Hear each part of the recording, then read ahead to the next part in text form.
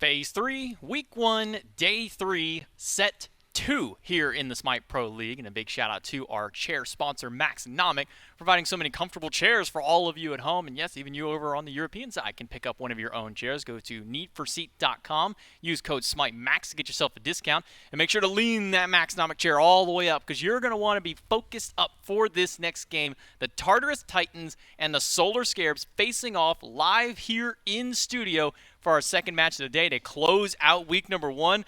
Gormizer, this is going to be a heated match. Yeah, I'm actually really excited for this one. The Titans are on a hot streak right now, 7 sets in a row, including the playoffs that they've been able to win. The last time they lost was week 7, I think, of Phase 2. So they've been doing a remarkable job lately, and honestly, not only making a run, like the 8 sets in a row was what the Bolts had done at the beginning of Phase 2, the longest so far this year of a win set streak.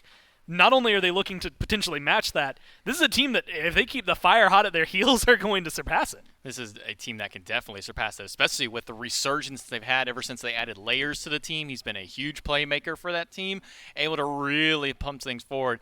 Let's take a look at the schedule one last time to see anything that you may have missed so far for the week. If this is the only game that you're tuning in for, well, congratulations. You hit one of the big ones for an in-studio match. Is always a great one, but if you missed any of the other games, you can see here on the schedule what you could have missed, and you can always go back and re-watch those games. But here and now, here in the present, Tartarus Titans, Solar Scarabs, Titans with their first win earlier this week. The Scarabs haven't had their chance to play it, so Tartarus Titans coming in hot with some practice already. And doing their best to try and stay up at the top 2-0. Again, this phase matters a lot. The very initial portion of this right now, this round-robin portion where everyone will play each other once, will then filter into a group stage where being in the top 2 means you get to choose your opponent's group stage. That is the thing that I think is most important to me, because if you get that, you're looking right now, Leviathans are up there at 2-0, Titans, if they get this 2-0 tied for first, you are looking at 2 teams that are going to have a very interesting group stage set up for them, and so staying on top's the key. And this is going to be a brawl for those top 2. We've seen what the Leviathans can do so far, even with the Kings falling in their first set of the week. They're still potentially poised to be able to make a big top for the running. But the Tartarus Titans, hot off their Phase 2 champions, jumping into Phase 3, and they didn't show any signs of stopping in their first match of the week.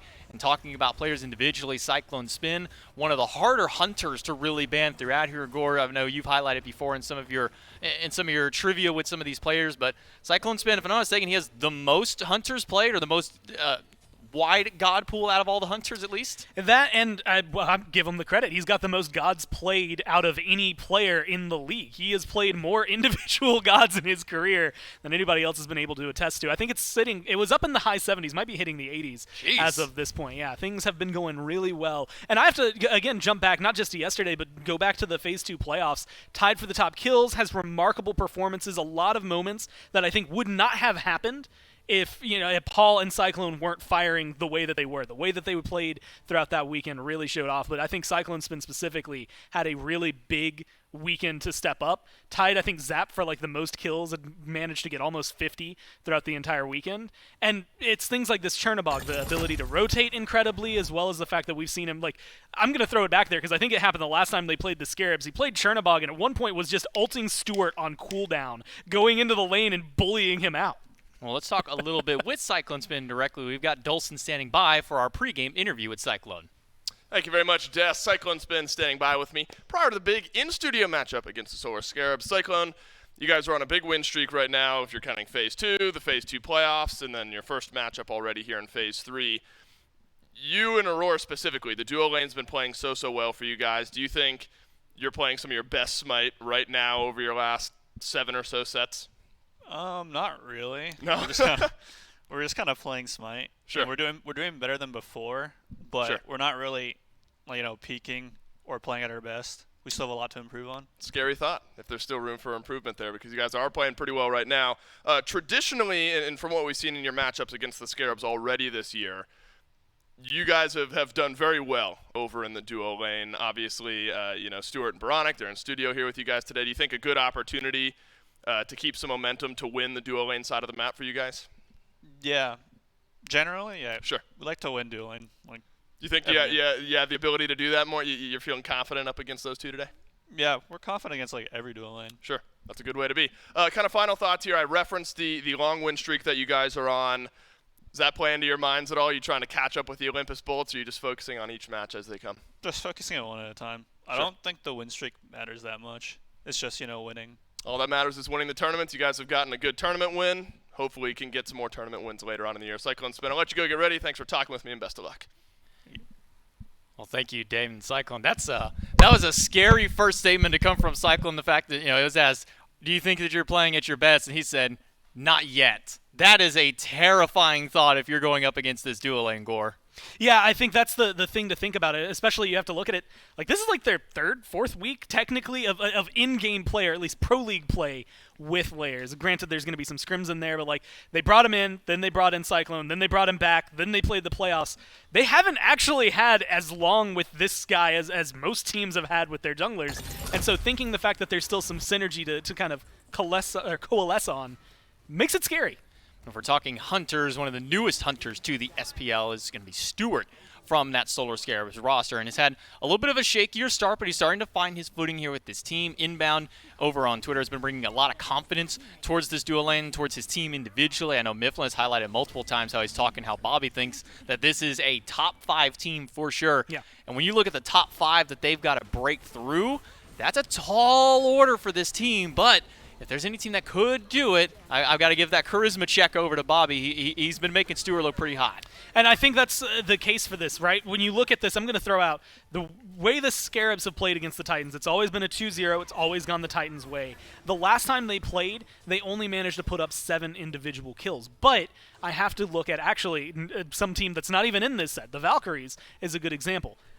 Barring that last game that we just watched, a lot of their games so far this week showed market improvement, and they're still playing on that ping. If you are looking at Phase 3 and taking it as seriously as you need to, which I know these Scarabs boys are, then I know that they're going to lock down, and I'm actually really anticipating. This was one of the matches this week when we were doing predictions.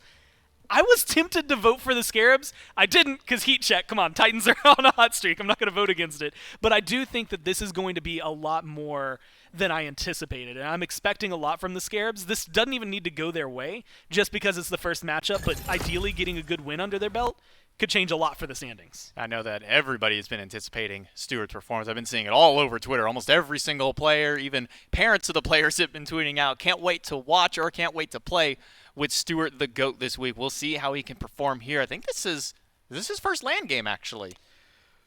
That I can think of off the top of my head. I know SPL-wise this should be his first Definitely one. I'm not SPL sure wise. if he had any of the SEC lands under his belt, but Well, last year we didn't get to do this. that Feels bad, man. that is unfortunate. It's a bit unfortunate for him, I'm but still sad about it. fortunate for us, we do get to have some LAN games here. And what better way to kick off our phase than with Solar Scarabs, a very high-energy team, especially when you have inbound from that dual lane, a huge shot caller, a huge boon of confidence for this team. And he's been making some really big plays on some less than conventional picks. It is worth mentioning, though, and you had highlighted. First off, I'm so happy to see like having the players and seeing the such a backdrop great that I view. know is like 30, 40 feet away from us makes me feel a lot better. But it's also this like you had said, not just the first matchup for some of these players or LAN game for some of these, but you are going to be at a different setup than what they've been used to so far this year. So for a lot of these players, it is going to be a little bit of a shift, and they're going to have to adjust to that. Most of the time, it doesn't cause a huge deal, but you do have to kind of anticipate a little bit of jitters, at least for the first couple of minutes in the set. And sometimes when you come to these LAN matches, you have a shift in these more LAN-style metas. We'll some see how players that pop changes. off. Some players go crazy, some players not so hot. But we'll see how hot these two teams are in game number 1 with the picks and bans. Fenrir immediately pulled off the table, making sure to take a shot at a mixture of the jungle and the support. We've been seeing a lot of Fenrir support as of recent, but still has that flex potential, so the Titans will make sure to strip that one off the board. RDO taken away by the Solar Scarabs. I'm just going to be honest, Gore. I'm going to put it right out here up front. There is no reason that Paul should get Tiamat for what would now be an 8th game in a row if he grabs this. I pulled up the numbers. He went 20-6 in his last 7 games. 6 deaths. He's dying less than 1 time per game. And the Solar Scarabs do call that and make sure to ban that here for their 3rd ban. And to double down on what you had just said, of those 7, one of those was a Tiamat loss because he lost in the finals one of those games. It was game 2 or 3 up against the Leviathan. So it didn't even include all the wins that he'd been able to pick up. And I think that is something, like you had said, something that you've had to focus on. And this is where things get a lot more difficult. The Titans have not only got a little bit more experience under their belt, but they just went through the Dragons, the Kings, and the Leviathans for their weekend, just now playing the Warriors. I mean, they have had a very rough going, at least in terms of competition, that they've had to step up to, and yet they've won every single one of these sets so far. But they've got a lot more of this like meta as it's shifted under their belts, whereas the Scarabs have just been able to scrim and kind of watch for the last few weeks. I mean, the Titans were a team that came into the Phase 2 playoffs as the number 5 seed. And what did they do? They toppled the Dragons in the first set, game that probably not a whole lot of people expected. And what did they do? They 3-1 the Kings, the number 1 seed. And then immediately after, they beat the Leviathans, all 3-1s across the board. This team is on fire right now, and the Solar Scarabs are going to have to try and find their way to slow down that momentum for the Titans.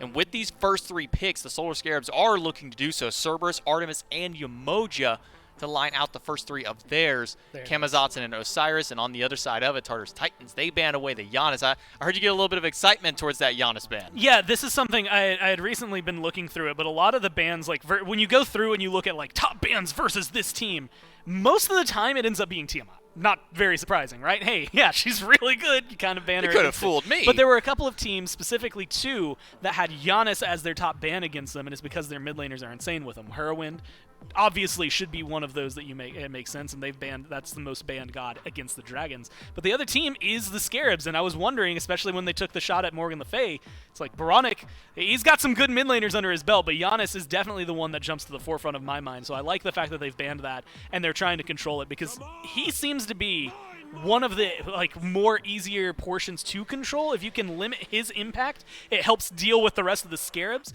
because when he is on one of these gods that he has this kind of performance on, it's done. Like, I mean, you've got a good jungler behind him, their 3v3 in mid jumps up immediately. I mean, when you're talking about Giannis, you're talking about one of the slipperiest gods in the game to deal with. The fact that there is a god in this game that can just ignore a wall, he can just walk right through it. It makes it so difficult to lock him down. So by taking that pick away, you remove a huge safety factor for Baronic, and one of the kind of most annoying things to deal with as a mid laner. You know, not many mid laners have huge leaps, have huge ways of getting themselves out of danger, and the fact that Giannis can just walk through a wall, and now what does the enemy team do? You want to chase through that? I don't think you probably want to chase through that wall. So taking that one away is going to put Baronic a little bit out of position. And Scylla, we saw 2 Scylla games from the Bolts, both of those wins. How do you feel about the Scylla here for the Scarabs lineup? I mean, I like her, right? She's got CC immunity, she does the damage, she can do it pretty early on as well, and she's got survivability. A lot of that in her kit, I think, is going to help out here, especially considering how aggressive specifically the Titans have been playing. And I like it more so against the Ratatosker, just because if someone's going to be getting engaged early, it's going to be layers on a Ratatosker. So trying to keep yourself very distant, keep yourself safe, have decent clear from a decent distance, not having to worry too much about that 2v2 early on. The Gilgamesh Scylla are definitely going to struggle a little bit versus a Raijin Ratatosker, but as long as they play it safe, they shouldn't have too much to worry about. No, I didn't. I was just talking about, you know, there are few mid laners that have a huge boon of safety, can get themselves over walls and get themselves away from Godzilla. A great one at doing so. Sentinel, very long range, very quick to teleport back towards that Sentinel. Get yourselves into the safety of a tower, maybe through a mid camp, over another wall, towards your buff camp, wherever you need to be. Looking at the lineups for these 2 teams, where are you kind of favoring this matchup so far here for Game 1? Man, the Umoja does not inspire confidence, and it's weird to say that because Umoja's a really good god, but it is the win rate for the Scarabs. I'd have to go and double check it. At one point it was 12%, and so we have to, you know, maybe do the math. It's still going to be sub 25, and that is where a lot of the problems come. Bobby has been working on this Umoja and was markedly better the last time we saw it, but it's still not enough to instill confidence. I really like the Artemis, the Scylla combo, though. The composition the Scarabs have put together feels really solid. But I see Khepri, I see Rom, I see Raijin, I see Sobek. It doesn't matter what your jungle is. Those 4 are so good at controlling the pace of it. Khepri specifically has been such a huge deal over the last couple of weeks, to the point where we've seen teams banning it in the first phase as well as first picking it much here like the Titans did. And so I think it makes things a little more complicated. Really good late game team fights from the Titans with an early game jungler to help carry them to that potential. It got me a little worried for the Scarabs and what they're going to be able to do here. And I think the Khepri is a big important part, because that's one that Aurora has really been kind of leaning towards in these last few sets that they've played, even up against the Warriors, whether it was picked or banned, and in their finals in the Phase 2 playoffs. This is a god that Aurora really likes to play. And when you're looking at the composition on the other side, I'm staring down. I'm a monster from Scylla. Anything that can come from a Gilgamesh gets stunned by the Artemis. Having that revive is going to be so big for the support. I think a lot of this comes down to the setup players from the Scarabs, right? With Gilgamesh, with Yamoja, and with Cerberus, there's such easy setup for an Artemis and a Scylla to be able to set it to follow through and get that damage. I'm not worried about the carries here. I think Stewart and Baronic are going to have some pretty good games, but it does depend heavily on these frontliners and how easily they are going to find that setup for the other team. Raijin's got CC immunity, Rayataskar's got CC immunity. They've all got some sort of disengage. Well, the Tartarus, Titans, and Solar Scarabs here in studio for our first in-studio match of the day. We're going to take it immediately over to the casters to bring us that action. Tartarus Titans versus the Solar Scarabs live in studio. It's Dolson, Mifflin, and Doug bringing the action for game number 1, game number 2, and what could be a game number 3. If the Tartarus Titans Miff play the way that they have this weekend and in their last 7 sets, and if the Solar Scarabs don't come ready, then this could be a quick one. But with some changes in this roster, Miff, the Scarabs have shown the ability to take down these top teams. They have. They were the Dragon Slayers for a little while there, but there's a new king in town, right? And it's not from Camelot. It's the Tartarus Titans, our current Phase 2 playoff champions. And I don't know, man. These guys have been looking dominant. You said game 1, game 2, maybe game 3. I'm thinking we might be looking at a tour here, but yeah, it's the Solar Scarabs who need to step up because the Tartarus Titans around layers, the new jungler towards the back half of Phase 2 and through the Phase 2 playoffs. This Titans team has really found a surge that has worked for them. And an interesting jungle pick, Miff, for layers in game number 1. It's been, a lot of Gilgamesh and Erlang Shen. Admittedly, Ratatoskr doesn't come to mind, but Layers likes the pick here for game 1. he did play it once during the playoffs, so I do think it's something that he's really comfortable on and brings good global presence, or maybe even first blood potential as Layers puts down Scream. He's got to go down. Baronic is able to dash forward and actually put some damage into Paul. We see these 2v2s in mid at level 2, and sometimes, there's a lot of poke one way or another. I guess that's the most likely place for an early first blood. And I'm sure we'll get a look back at it. And the beneficiary, of course, Layers, who grabs first blood. But getting this Scylla some pressure early in the game is always going to be nice. Yeah, that is so huge for Baronic to be able to find that return kill. Needs that if he wants to be able to maintain pace within this one. But still worth noting that Ratatoskr does get the first blood bounty. Scream still level 2, going to be falling behind pretty significantly as he doesn't get any of that mid-wave experience at all. That you don't want to Gilgamesh behind at whatsoever. Layers is here now. He'll blink forward, get the beads out of Stewart, so kill pressure a little bit lower, but Layers just keeps walking forward, and he's got the body blocks on Stewart as well. Scream rotates to left, but Layers will walk out of this one. Drop kick onto Aurora, but not onto Layers. The stun, no good from inbound either. Layers gets away with murder, and out goes the Ratatoskr. So that's why he plays Rat. That's it right there. I mean, that early game pressure is ridiculous. 2 kills in as many minutes for Layers, just walking down the opposition and stripping away those beads from both Stewart and inbound means that Aurora and Cyclone Spin all of a sudden have a huge jump in their kill pressure, but this could be one way back in. Scream trying to steal red. My man walked in and walked out. I mean, that was about as simple as it could be for Layers. There will be red buff invade successful for Scream. Paul won't be able to pick up the buff, but we'll get one of these little guys here in his camp, so not all is lost for Paul. But a good answer back from Scream. Scream was there, but a little bit late to really make an impact. 1 level differential already in the jungle. And usually, Miff, it's like level 5 when we say, all right, Ratatoskr's got that ultimate. It's time for that semi-global pressure to make an impact. Layers has gotten it done just by walking in, and a chance to do so again here with a blue buff invade. He's alongside Benji. SOT's just got to watch it go down, and Benji will pick up the blue. Man, Layers is doing so much on the map already. I mean, he is 100% of the proactive play here from the Tartarus Titans. It is completely rooted around this Ratatoskr, who, again, still has not ticked over to level 5, so has not even hit his stride just yet. I mean, at this pace, it just feels like Layers has a firm grasp on his DPS with that mannequins. He's just utilizing it so well. He knows he wins the 1v1 up against Stewart, takes that, walks into mid, takes out Scream. I mean, this is ridiculous from the jungler, and this is a relatively new jungler to the SPL. Oh, Layers is somewhat squishy, though. Screams and Baronic know it. Scream not level 5, but Baronic is. I'm a monster. Might be able to find its way over the wall, but guesses wrong, and Layers will walk away once again. So, mid lane ult pressure now down from Baronic. Paul still has his. But Scream still showing, Miff, not far enough behind, not even close, to not get some pressure. And so he walks towards Layers and forces Layers back. Scream will get a little back camp invade. But Scream's still level 4 to Layers is 5. Needs to find some farm on the map. You want this Gilgamesh to be able to match pace because pretty soon he's going to get outscaled in just raw mobility. Layers is going to be able to choose the fights, and it's going to be on Scream just to keep up. Generally, pre-5, Gilgamesh is the one setting the pace inside of the jungle, and as of right now, I mean, only one jungler is still pre-5. Scream struggling to find some farm. And look at how the presence on the left side of the map has changed. I mean, it's a small moment there, but Aurora and Cyclone Spin, they walk forward, they take one of the Harpies away. Purple buff spawns now, but Layers won't be on the left side of the map. This is where you got to keep an eye on the mini-map and follow along with Layers and where he's going. Inbound and Stewart have gotten both of their beads back. Baronic close to having his ult back, but has beads on the Scylla there as well. So 2 forms of CC immunity. But it's now where Layers can really continue to drive that pace. There's a red buff that could be looked at as well. Scream mirroring here in the mid lane. Got to stay close by to this Ratatosker, but ticking over to level 6. Thank God Scream hit level 5. It would have been a 2-level differential in the jungle.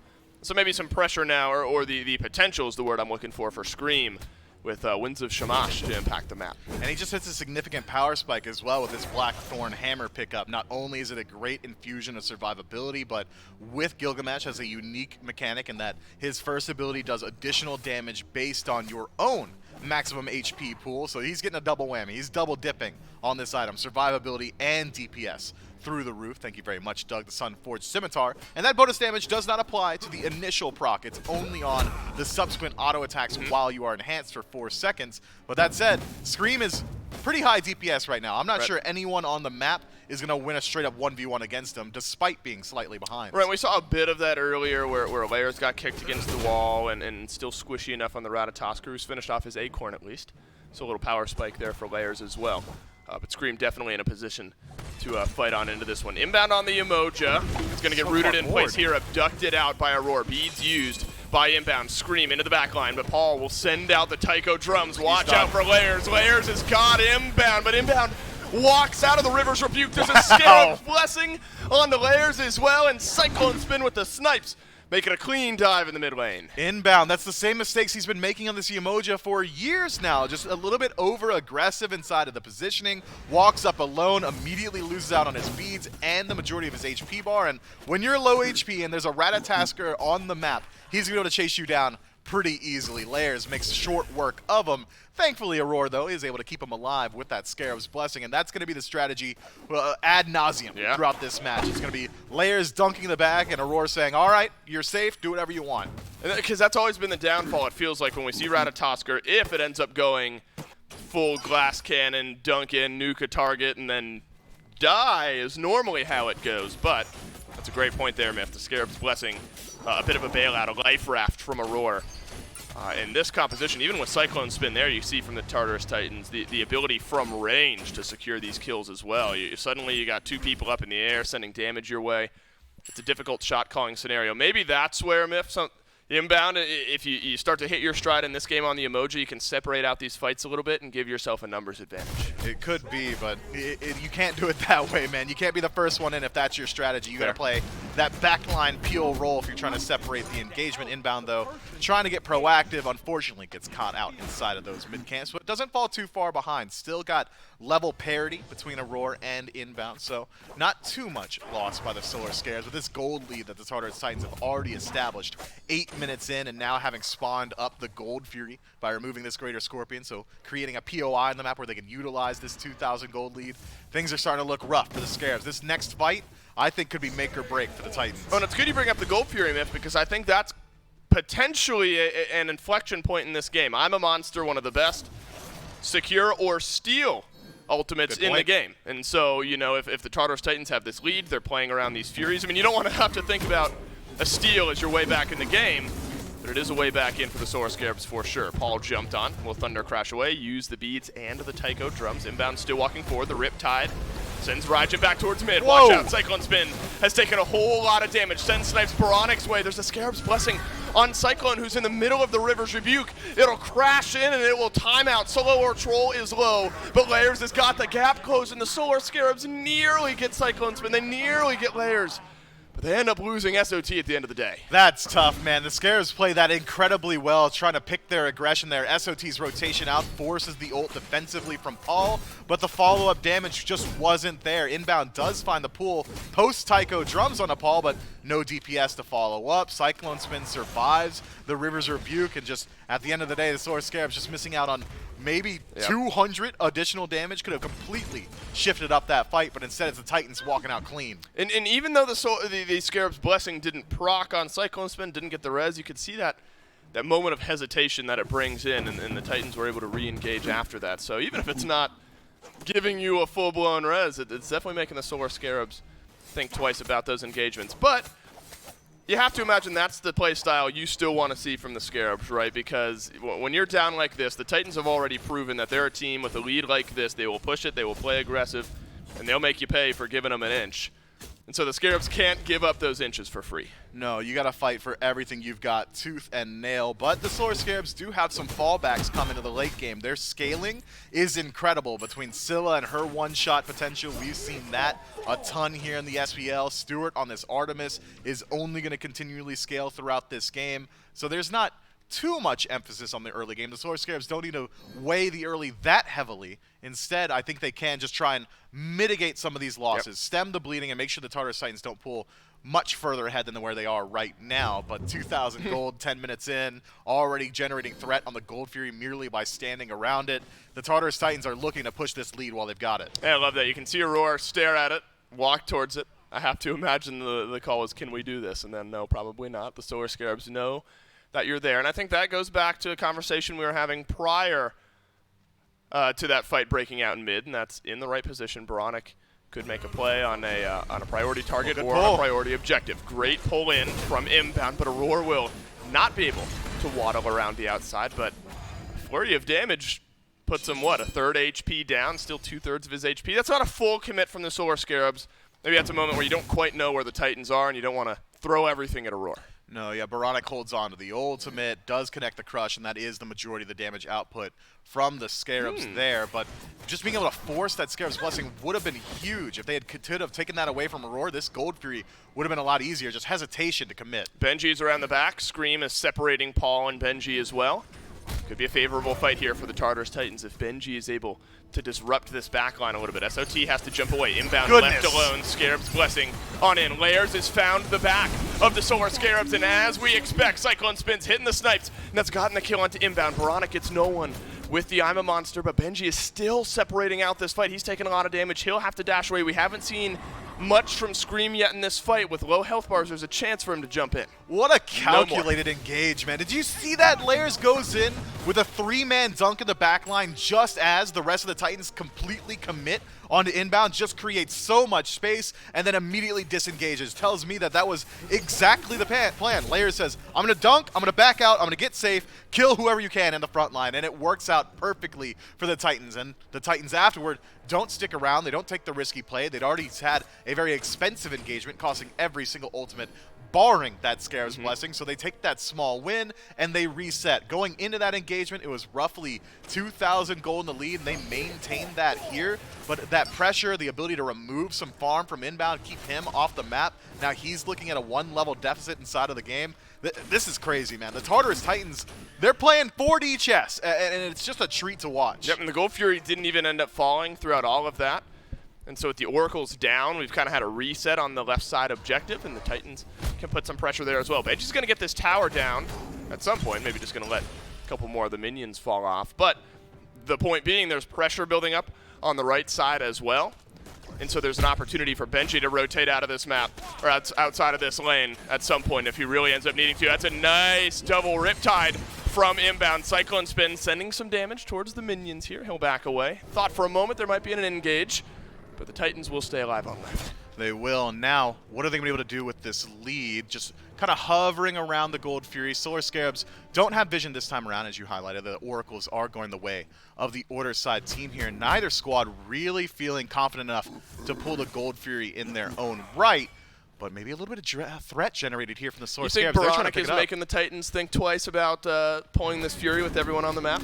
You think that steal potential is living in their head a little bit? Maybe not so much the steal potential, but just the risk inside of the fight. I mean, the engagement factor of the Solar Scarabs is so good. If SOT rotates out, if Winds of Shamash lands, I'm a Monster might be the best confirmation tool on the map, but it's also, at this point, when he's got level parity with Paul, could just turn around a game. Right. I mean, a couple of kills at this point, 14 minutes in, could even result in a Fire Giant, so no one wants to go for the Ooh, risk. SOT jumps out of the dunk from Layers. Oh, and a lot of damage, wow, from SOT onto Layers as well. Scream is close. Scream has Blink. Scream won't use Blink, and so Layers and Benji attempting to get something done. You have to imagine if that kill works out, there's an immediate pull onto one or the two objectives, but it does not work out.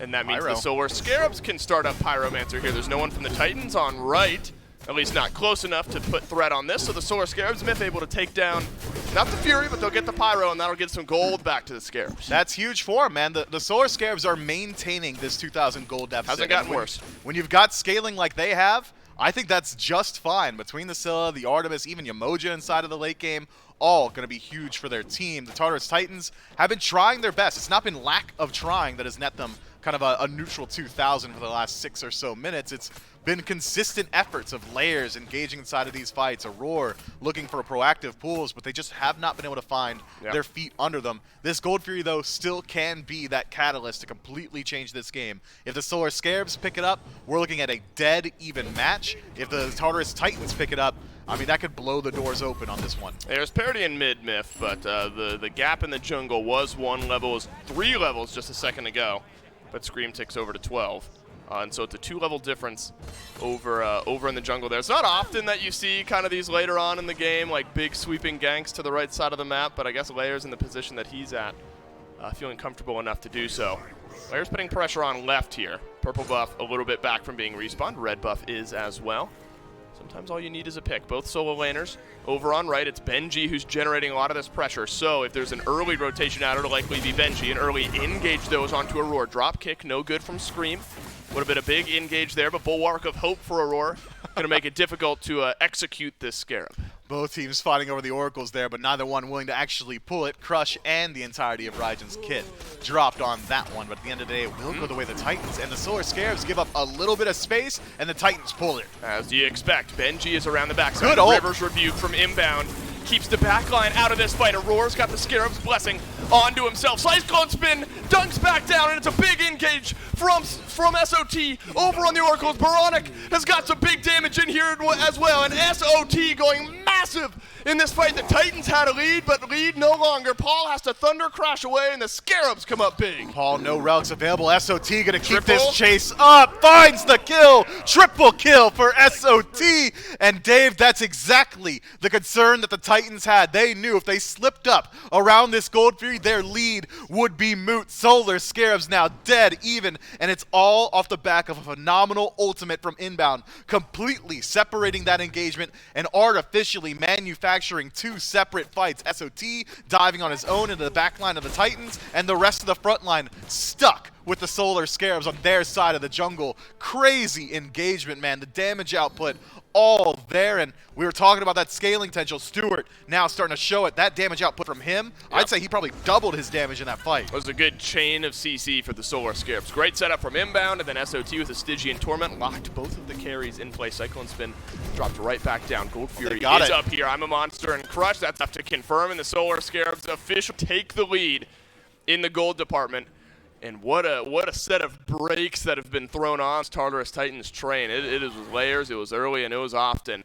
But then big plays like this will give you the lead back. Man, that ultimate just doing so much work from I mean, inbound look at there, that. but then SOT set up perfectly, Onto a finds the Lorne double Cyclone. ult, Yep. strips the beads from Cyclone Spin, and from there it is non-stop aggression. He locked eyes with Paul like a Pokemon trainer around the corner and just walks them down, both relics stripped from mid laner as well as his life. Just crazy plays. Yeah, late beads in that fight, but Paul, maybe sensing the stun was a little bit quicker. Doesn't matter. Paul is going to die anyway, beads used there or not. So Paul without his relics for another minute. SOT off the back of a triple kill, and then Gold Fury for the Solar Scarabs have brought this game right back in Wow. their favor. Scream feeling confident, and why wouldn't you? You can out DPS this Raijin, but it's a dunk in from Layers into the mid lane as Scream overextended. The answer is yes, but he won't necessarily pay for it. I can't believe Paul dug in his heels and said, yeah, I'm fighting this inside the Winds of Shamash while you've got the Sun Scimitar just ticking through.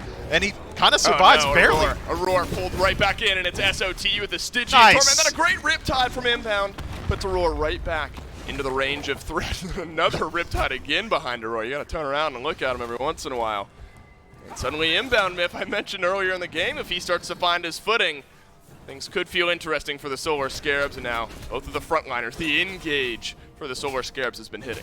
Benji's a little far forward here, but Sobek's hard to go on, so instead nobody's going to really look his way, and he doesn't really have anyone to follow up, so doesn't look for the pluck aggressively. Solar Scarabs, though, now for the first time this game, find themselves just about 1,000 gold in the lead, and Paul got to leap out. That was close, man. If that dropkick lands from Scream, Paul's life is forfeit. And you can tell, I mean, Scream's still a couple levels down, still playing with some wind in his sails. This Gilgamesh needs to be there for the engage. You can't afford to not be impactful in this game, and Scream still finding a way to do so. But there is still that level lead for Layers, so that is something that can play into the rest of this game as well. Pyromancer goes to the Tartarus Titans. Probably not something the Solar Scarabs willing to roll the dice on fighting for.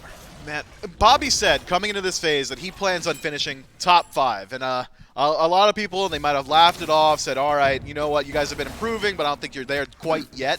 20 minutes in against the Phase 2 playoff champions, dead even match, and the Solar Scarabs were playing into a deficit this entire time. Generally, the conversation around the Scarabs is, okay, they can control the early game, but they generally start to struggle, and once they lose their lead, it's clean from there. I mean, no, they don't really have much comeback mechanics. I think they've put those worries to rest here. They play this entire match from behind, claw themselves back into it, and with their team composition, I've been saying it non-stop, the scaling of a couple of these gods, I think the Solar Scarabs are in a very good position now. They're in a great spot, absolutely. So it's Fire Giant that you have to look at. Oni Fury will be up in a couple of minutes. FG still stands here for the Solar Scarabs. And we haven't seen, you know, the steal, but we've seen the secure from Baronic, and so something like the FG, if you consider fighting over it, you're going to feel a little extra confident in your ability to take that one down if Baronic is close by. Both mid laners hitting a decent little power spike here. Myth, Soul Reaver completed for both. Obshard fully completed for Baronic, well on its way to completion for Paul. So you really got burst damage potential at an all-time high from both. A little more flat pen on the front of Baronic's build, where Paul goes for a little bit more of that cooldown, though. Yeah, Paul's got much better poke potential, but if Baronic starts a fight, he's looking to finish it. We've seen this before. Scream jumps onto Paul. Paul has to Thunder Crash away. Beads used as well, but we've also seen this before. Layers re-engages. Spin to win, baby. Scream goes down, and this time the overextension is paid for with his life. 3 levels back in the jungle, 3 levels in the lead, I should say, for Layers.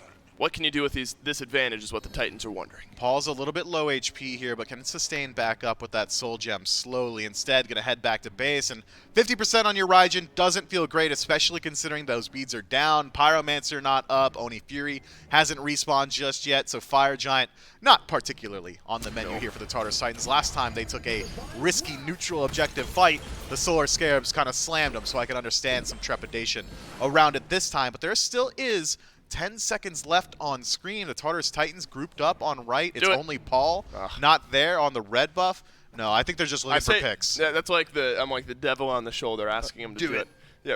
Oh, that's what, Palpatine? I don't know. I've never seen Star Wars. Yeah, we've talked about this, and I'm not going to talk about it anymore because this is a very serious and close matchup, but that's horrible from you, Myth. Abduct from Aurora onto Inbound, who will use the beads. And so Inbound, actually, I think all of the beads pressure we've seen onto Inbound so far has been Aurora on the Abduct, and then, of course, the follow-up potential from the rest of the Titans. Oni Fury has spawned here, Myth. It took a little while to fully commit onto the Gold Fury for both of these teams. But you have to imagine after the way the last fight went, the Solar Scarabs feeling good about their chances if they step up. But you have to wonder what target Layers is able to find. All of the actives available for Baronic and Stewart, so the backline doesn't necessarily feel great. Huge power spike for Layers here, who picks up the Mannequin Hidden Blade. So you're right, man. Whoever he lands on is getting exploded inside of this one. If he stays out of combat for at least 5 seconds, the first time he deals damage, it's going to deal a lot of damage inside of these fights. And when you've got a global like Ratatasker, I mean, you're applying that easily. Benji, big block on Inbound, and then immediately into the Abduct. It's beautiful from the Tartarus Titans, but they have not been able to get the kill. A re-engage from the back. How about the snipes from Cyclone Spin? One more. Yes, please, on 2. but no good on number 3. Stewart's low. There's a Scarabs blessing onto Layers, who will immediately get pulled on back. No more ultimates for either team. Cyclone Spin has got no HP, and Scream will call him on it, but Layers answers the bluff. Layers gets one, Scream adds another, and Cyclone Spin down, but where's SOT? He's getting the kill onto Layers. Paul, very low HP. SOT could chase him out. Shades of earlier here. Aurora, no Scarabs blessing available. Thunderclaps down, and SOT still on the chase. Luckily, though, Benji there to keep you alive. Wow, it is a graveyard of relics. They're going to fire. Now in this game, you're right, Miff. Good eyes. The Solar Scarabs, they're regrouping. And they're sending it immediately to Fire Giant. No Scream for the Scarabs, but no Cyclone Spin and Layers for the Titans. It's that dunk in from the Ratatosker that you're maybe most worried about, and the steal potential of the snipes from Cyclone Spin, and neither of the two are on the map right now. Stewart and Baronic will be able to do some good damage to this FG. Aurora looks for the root and place, but he's the one locked right in. Baronic gets the kill onto the Titan support. And now if you're wanting FG, it's maybe a little bit easier. Benji forced to use his beads there. Aurora dead for 30. Layers still dead for 10. Solar Scarabs have a large power play to play with here. Paul, you didn't win this 1v1 earlier, but I think you might this time. Tycho drums go out, and if nothing else, the Fire Giant feels delayed. Thunder Crash. Wow. Canceled for a moment there by the Riptide, but he's able to get out. That would have been an interaction I've never seen before if Paul ended up dying to that. And the Tycho drums Miff enough to get the Solar Scarabs to settle for the Pyromancer unless Benji steals it. He will not. The stun is there. And the Solar Scarabs can take a deep breath, but the Titans can as well. Benji seeing if maybe he can find a pick here. If he finds the pluck on the inbound, the follow-up they know he's there. would be there, but he's getting turned on. It's a big tail whip, and Baronic sent right back into the mid lane, but none of the Tartarus Titans are in range to capitalize. Another great Riptide. Close. On the Cyclone Spin. Stewart is able to get the kill, even though the River's Rebuke wasn't quite nice there. dunk. Kick from Layers. That one's on to 2, but look at the crush from Baronic. Puts him down. Goodbye, Layers, and the Solar Scarabs playing well in the mid lane. SOT doesn't connect the Stygian Torment this time, but I'm not going to hold it against him. The Solar Scarabs coming up in a big way. 25 minutes of this one, but they're low, and Benji's back in. My goodness, Benji pluck into Abduct, and this time it's the Tartarus Titans mid laner getting the kill. And it's a shutdown onto Baronic. They want more. Good gold goes its way towards Paul in the mid lane. This Raijin feeling good now. Jump in from Scream. Tycho drums back up. And wow! He's got a double. Paul's got a triple. Looking for the quad around the corner. Give it to him. Thunder Crash in. No root. On to Scream. Scream will jump on away. The patience of the Tartarus Titans to re-engage have sent this game right back. That is why Paul is in the conversation for the best to have ever done it. From the brink, is able to turn that team fight on its head. Tartarus Titans are not just champions by name. They prove it on the battlegrounds here. Solar Scarabs, they're looking good, but they have to look better than that to put them down. Tartarus Titans now, they've got the exact same power play the Scarabs did. 25 seconds on SOT, 10 on Baronic, 25 on Stewart. I think Fire Giant's going the way of the Order team. Man, the ability to re-engage, the desire really to re-engage there from the Titans just would not let the Solar Scarabs go back. And now it's Fire Giant started up by only a couple members of the Tartarus Titans. Make it 3. Cyclone Spin, Aurora, and Layers will do plenty of damage here. Nobody from the Scarabs is going to get in range. And let's take a look back at the playmaker himself. That combo has been there all game long. Pluck into Abduct. And who better to be on the other end of it than Paul? But watch this. When he leaps in aggressively here, Benji gets stunned, so the pluck can't happen. Paul says, okay, I'll do it myself. Comes in with a Tycho and finds the collat with it. That's just clean mechanics. Yeah, Stewart takes so much from a couple of those. Those barrels as well. Look, if I'm in that ultimate, I'm throwing those things at will, hoping that it hits somebody. Paul is placing those that it hits both of his targets there towards the end. Big play from the Raijin. That's that Soul Reaver Obshard combo, that power spike we had mentioned coming out to play. The Golden XP graph, Smith, I think that tells a pretty good story here. This has been a back and forth game, and exactly what we expected, I think, between these two teams. We figured the Titans were the favorites in this matchup. But you know, the history between these two squads this year, there's always something a little bit extra in this matchup. And now, like clockwork, it's the Tartarus Titans back in control. Dave, I'm not too prideful a man to say that I wasn't expecting this. I was expecting a quick fashion win for the Tartarus Titans. The Solar Scarabs have gone far beyond the expectations I had for them here. I mean, this has been impressive, and I wouldn't say they're out of it just yet, man. I mean, sure, Fire Giant on 5, Tartarus Titans likely going to be able to strip away at least all the tier 2 towers here, but with the gold as close as it is, with everyone already approaching level 20, parity in XP between the two players that have not hit 20, Inbound and Aurora, both at 17. I mean, the Scarabs are still in this. Oh, Scream gets plucked back, and there's a Thunder Crash immediately in, and look at the engage. Layers. Look at the swiftness from the Titans. They've got Scream forced out of this fight. He's over in the mid lane. Benji kills off Stewart alone in the back. Massive play from the Sobek in the solo lane, and now the Titans have themselves about a minute advantage. Scarabs with no Hunter. Benji still on the back line, should be able to find one, forces the beads off of SOT. Oh, but the re-engage is there, and it's Layers leading the charge. Nice Stygian Torment brings him right back into the Riptide. It's what SOT needed to do, and it works out perfectly. Scarabs blessing onto Cyclone Spin. Might have been meant for Layers, but Layers gets out anyway. And woo-wee, we can take a breath. All the towers down in the mid lane. Phoenix open in mid and left. The Solar Scarabs play so well up until this point, then get separated inside of the engagement. There's no reason Stewart should be left alone inside of these fights. There's no world where Benji should be allowed to stand behind the tier 2 tower on his own. Tartarus Titans, they want more. They might want the game here. There's still 15 seconds without Stewart. Pluck, abduct, it's all good again, and it's all on to Inbound. You need Baronic to go big here. He's your big damage, and he's done, so I'm the monster on the perfect target, and Cyclone Spin takes a nap. Layers immediately answers back, though. The Ratatosker able to get the last bit of damage in. SOT has to jump away from this fight, but Scream alone in the back. Paul sends the Tycho drums his way, but Scream is taking too much damage. Layers on the double. Calculated decision there from Scream. He knows when he jumps in, he dies. He's just trying to apply as much damage as possible. If he could drop Paul low, that removes the threat of this Phoenix going down, and he does so masterfully. 3 members of the Scarabs still alive. Cyclone Spin trades out his life, and the Tartarus Titans, well, they just got to fall back to the tier 2, maybe the Pyro, then base. Clean defense from the Scarabs, keeping all your birds alive is massive at this point in the game. It allows them to step up to the Fire Giant, trying to defend when the Titans try again. There's a lot of gold on the other end of this reset. I think I just saw 3,000 for Aurora. It's going to be over 3,000 for both Cyclone Spin and Layers here, or damn near close to it. And so you're going to hit some big power spikes here for the Tartarus Titans. You're going to be going into this next Fire Giant, Enhanced Fire Giant, feeling better about your chances. So the Solar Scarabs, I agree with you there, Miff. You keep your Phoenixes alive. You're not going to have to worry about a minion wave, fire minion wave pushing down on left. That's usually that first target. And so your base is safe for the time being.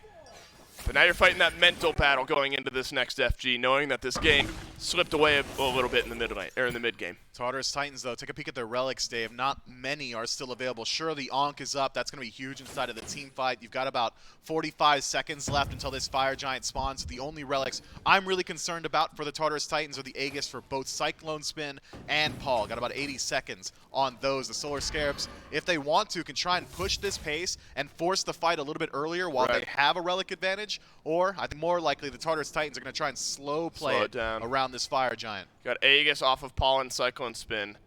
Almost lockstep there, about a minute away from both of those. 30 seconds on the beads from both Benji and then Paul, of course, in the mid lane. Layers has resumed his impact, right? It was the first couple of levels where the Ratatosker was making the map a living hell for the Solar Scarabs. Slowed down a bit in the mid game. Made that mistake twice while the Solar Scarabs have regained control. And suddenly the reinitiation is there. Had a power pot, pops the power pot. Sensing maybe an impending fight here, but the Solar Scarabs playing this one smart, playing a little safe. Yeah, Layers just popping that elixir of power is going to deal insane damage to whoever he lands on. If he finds Stewart alone or slacking Baronic, that's a lot. Yeah, it's one-shot potential and potentially survivability as well. SOT pulled into the back. Tycho drums early in this fight from Paul. It's Inbound, staggered back a little bit. Pluck is beadsed out by Inbound. Still locked in place, but you avoid the toss back.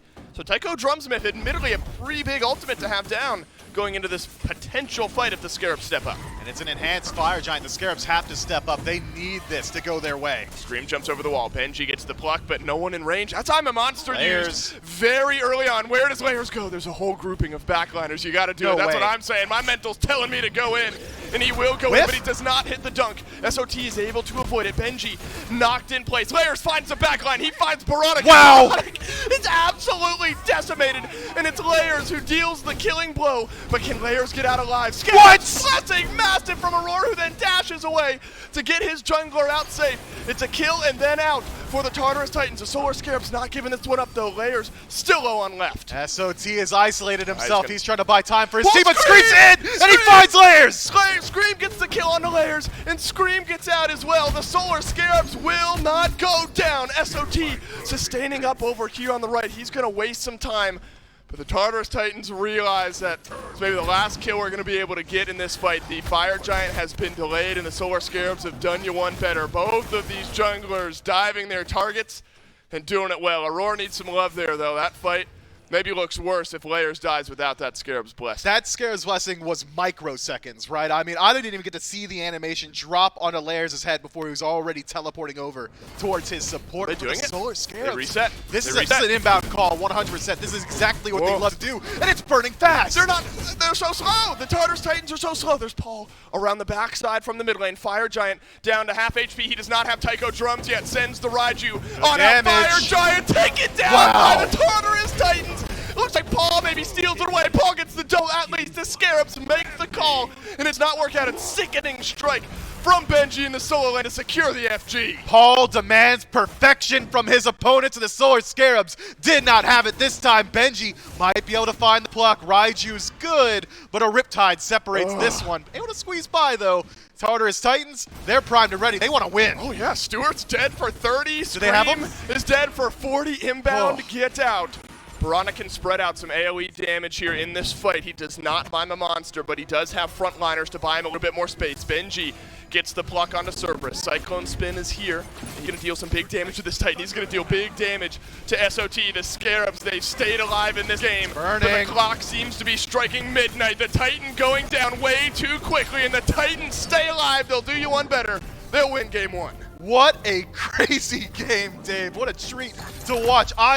I'm going to admit it again. I thought this was a throwaway match. You could have missed it. You didn't have to watch it. Let this show. The Solar Scarabs are coming out to play with Worlds on the horizon. Every single match matters. Tartarus Titans, they were forced to earn it this time. We have hindsight. We have the ability of hindsight, or the gift of hindsight. It's 2020, I hear. Is that the right call to go for that enhanced Fire Giant while the Titans are back? It's We have hard to say. hindsight. We It's have hard to hindsight. say. With hindsight, no, right? Because Of course. it doesn't work. Of course. But I think that's a call that I would have very happily made Sure. in their position. I mean, because if you get that, You're in the game. You the extend game it 10 is- minutes You're at in the least. lead. You're maybe ending the game. It's wild. The Solar Scarabs, they make some calls. They stay in the game. This set far from over. Game one to the Titans. Game two, find out after this.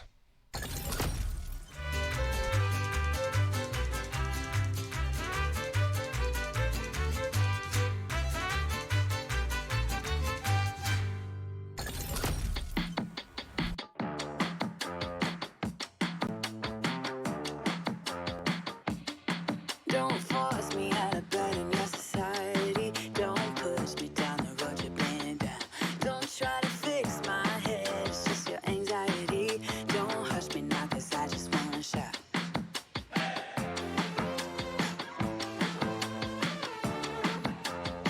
Don't make me dance to the tune that you're humming. No, my body don't move like that. Don't make me pretend I don't see your shortcomings. You'll be running when I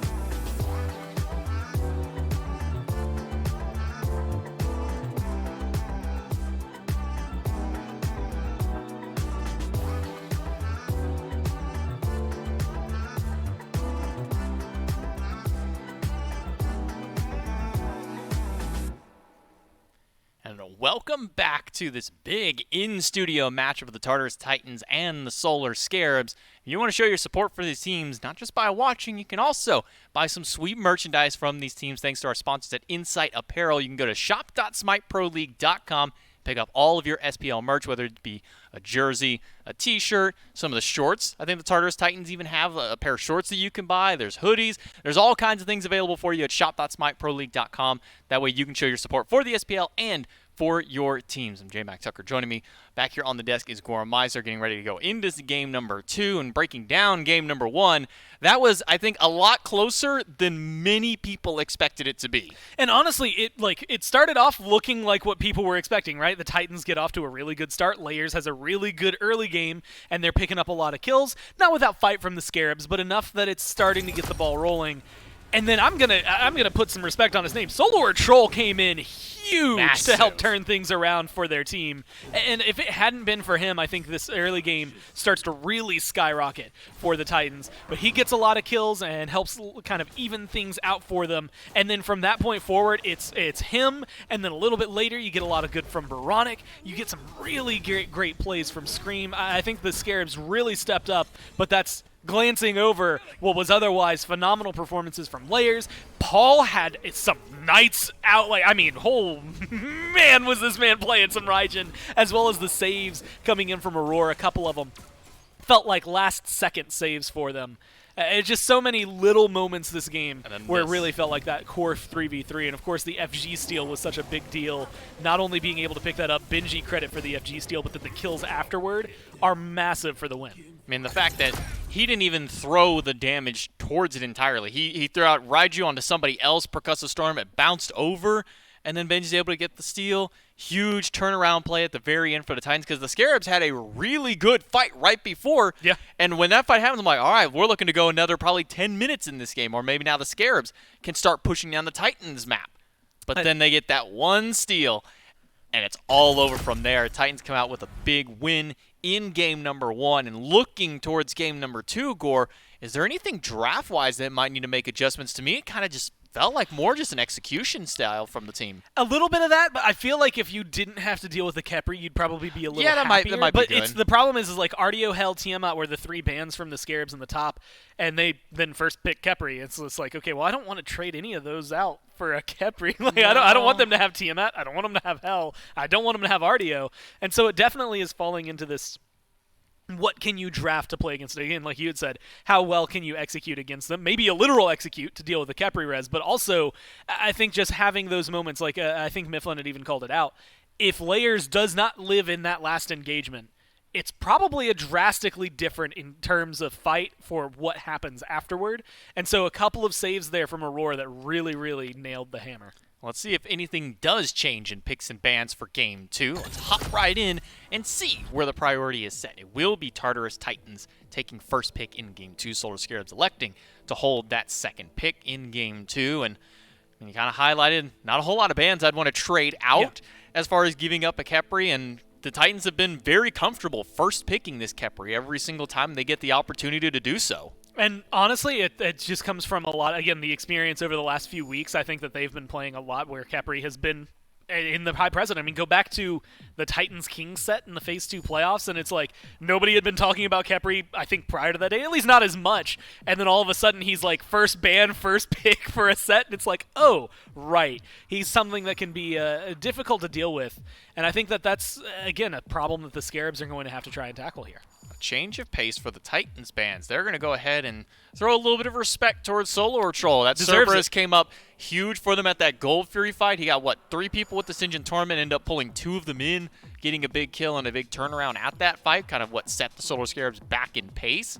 So they're going to make sure to ban that away in game 2, along with the Erlong Shen and the Fenrir. Same bans on the side of the Solar Scarabs, the Ardio, Hell, Tiamat. And here we can expect the Khepri first pick from the Tartarus Titans, and so it will be one more time for Aurora. But this is what I like to see. The Cerberus is taking place of what that Terra was, and this was really, really good pickup for him. Again, I had mentioned this. Bobby's win rate on Yamoja has not been very great, and the Scarabs as a whole this year haven't been able to do a ton with it. That last game was nuts. There were so many good Yamoja plays that it's tragic that no matter what in the win-loss column, it still gets ticked as a loss. But I think alongside this Terra, this is a good front line. I mean, this is so much sustain, so much that you're going to be capable of in a team fight. I mean, Terra ult on its own is great at helping revitalize your team, but being able to bring a Yamoja's control alongside that opens up a wide conversation that I think is going to help rival this Khepri. I'm looking at the Solar Scarabs here. They got Terra. That's a big one. But if they already have Khepri, is it necessary to really immediately pick the Yamoja afterward? I mean, it's not like teams are running Yamoja solo or Yamoja mid, so it seems maybe a little strange to grab Yamoja immediately after the Khepri's already locked in. Maybe you could have taken the Raijin away from Paul. We didn't even really talk much about Paul, even though he went, 5 or 6-1 right at the end of the game for it.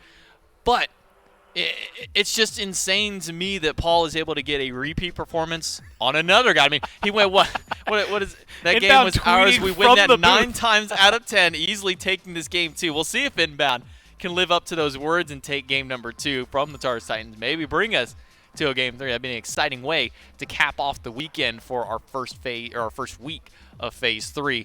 With Raijin Artemis locked in for the Tartarus Titans and a Yamoja Heimdall to round out the top 3 for the Solar Scarabs.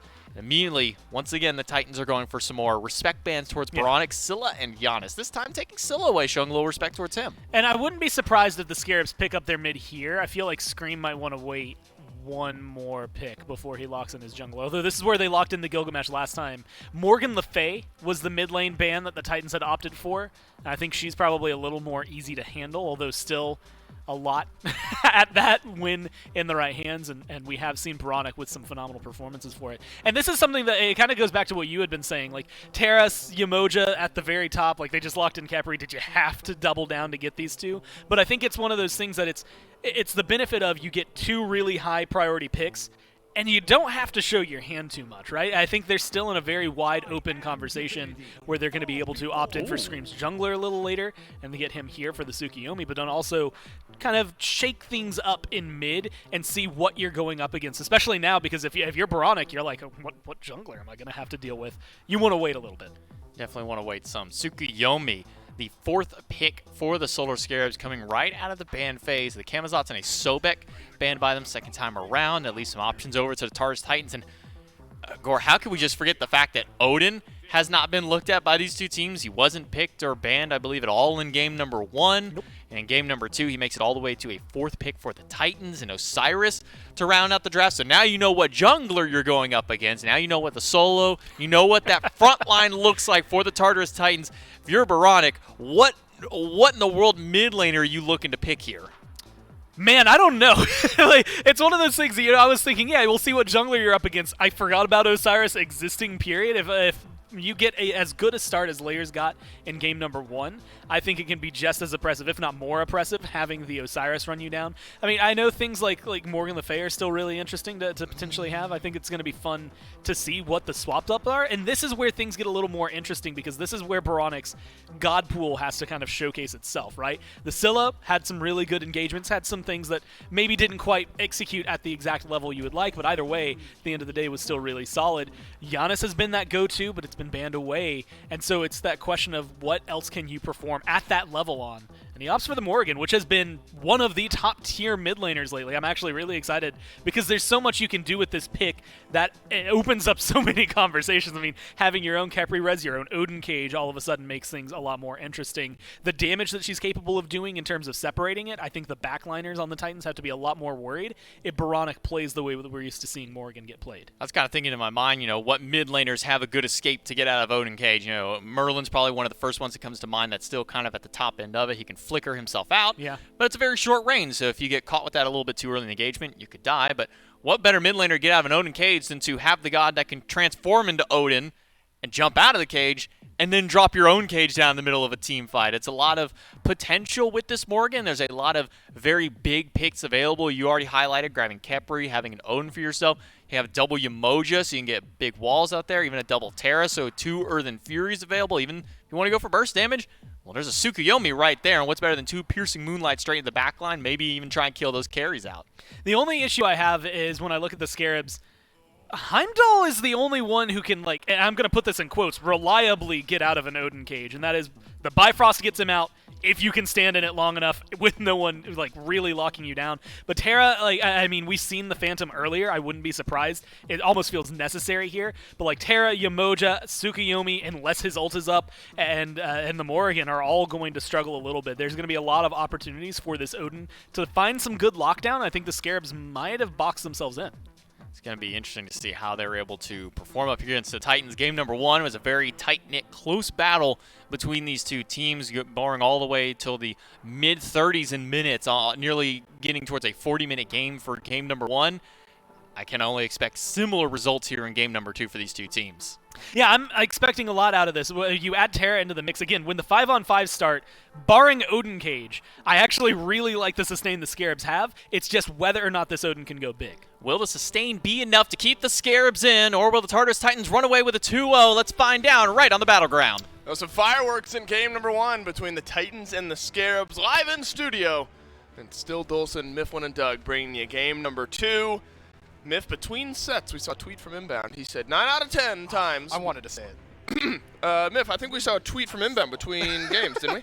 Yeah, he said 9 out of 10 times we win those. And then also he's going to win game 2. And no, there's more. Easily.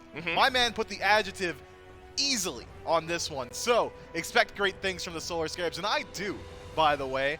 Inbound, I mean, Gore said it off the first test that it doesn't really inspire confidence when he locks in the Yamoja, considering his history with this pick. But off of that last performance, I'm confident in his Yamoja now. That is an impressive play from him. I mean, he consistently finding those riptides, finding phenomenal ultimates, separating the fights, facilitating his team. It was a couple stumbles early, but he cleaned it up quickly. Solar Scarabs this time around, though, holistically, have a high execution composition. Every single one of their gods is hard to perform on, and the team fight, barring SOT, is going to be difficult to perform on as well. It's a much different look for Layers here this game. If when the Ratatosker was a thorn in the side of the Solar Scarabs, might feel good if you get first blood, and it's Paul who gets first blood on the Raijin. Layers just walks on in, and Scream, not where he should be in that moment, so Paul gets first blood, and Miff, I mean, look, something worth talking about is the jungle, but now you can pivot to Paul.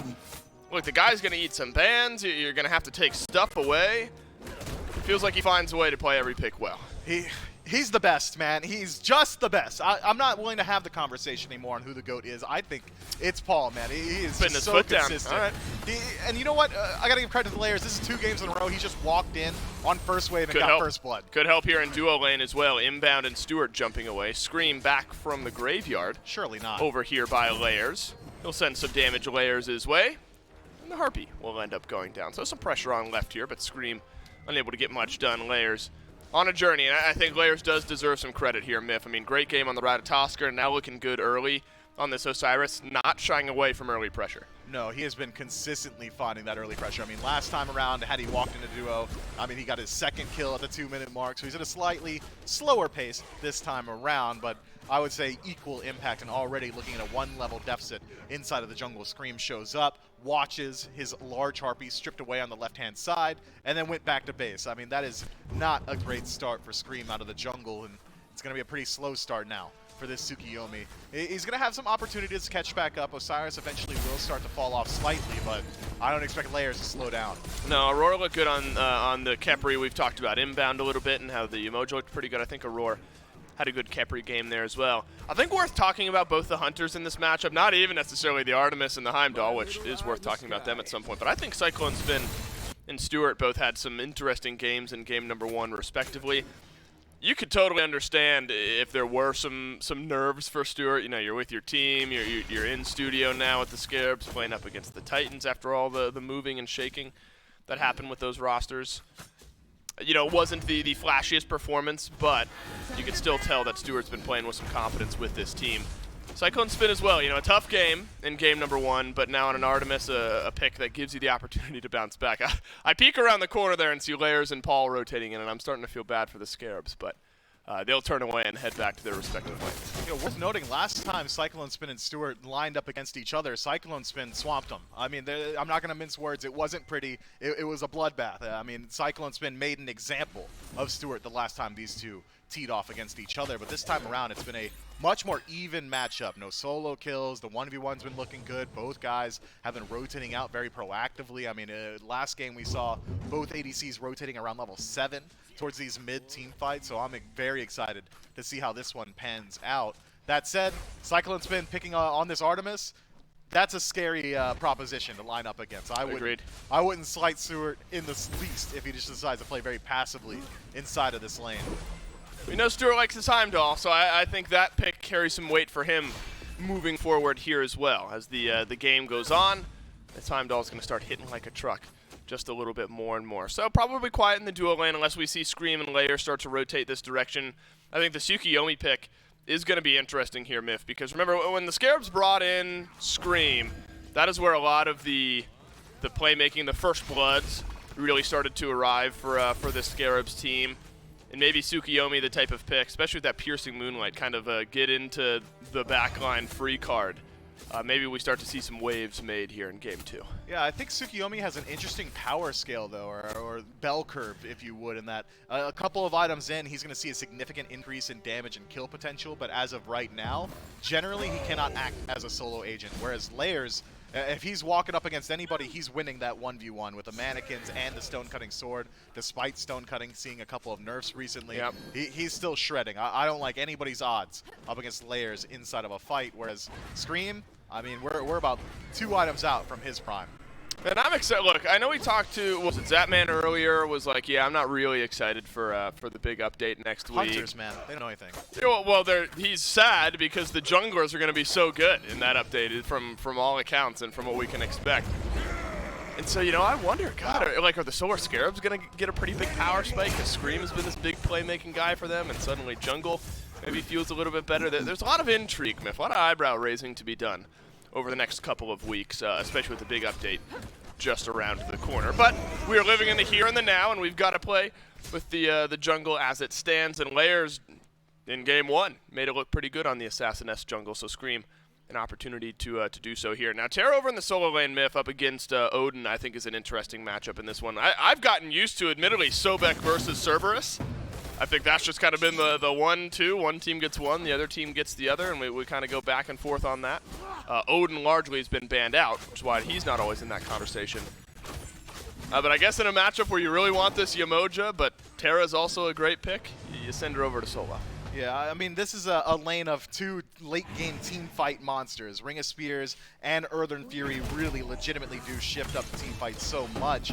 But as far as the 1v1 inside a lane goes, SOT and Benji don't really have much to say to each other. I mean, neither one can really find a solo kill. Maybe if a jungler rotates over, SOT is at a little bit more risk of death just because the Ring of Spears can lock him down pretty easily. But inside of the 1v1, we saw about the extent of the nuance there when SOT canceled out the bird bomb from Benji. Yep. That's really it. And even then, Benji walks away full HP and just clears the wave a little bit later. This is where Inbound needs to be careful. There were 1 or 2 instances early, Stewart will get away, early in Game 1 where Inbound was just a bit overextended and gave a kill over to the Titans. That doesn't feel great for Stewart. You have to use your beads. You'll, of course, have your ultimate to get out of some engagements. A good Riptide, though, for Inbound.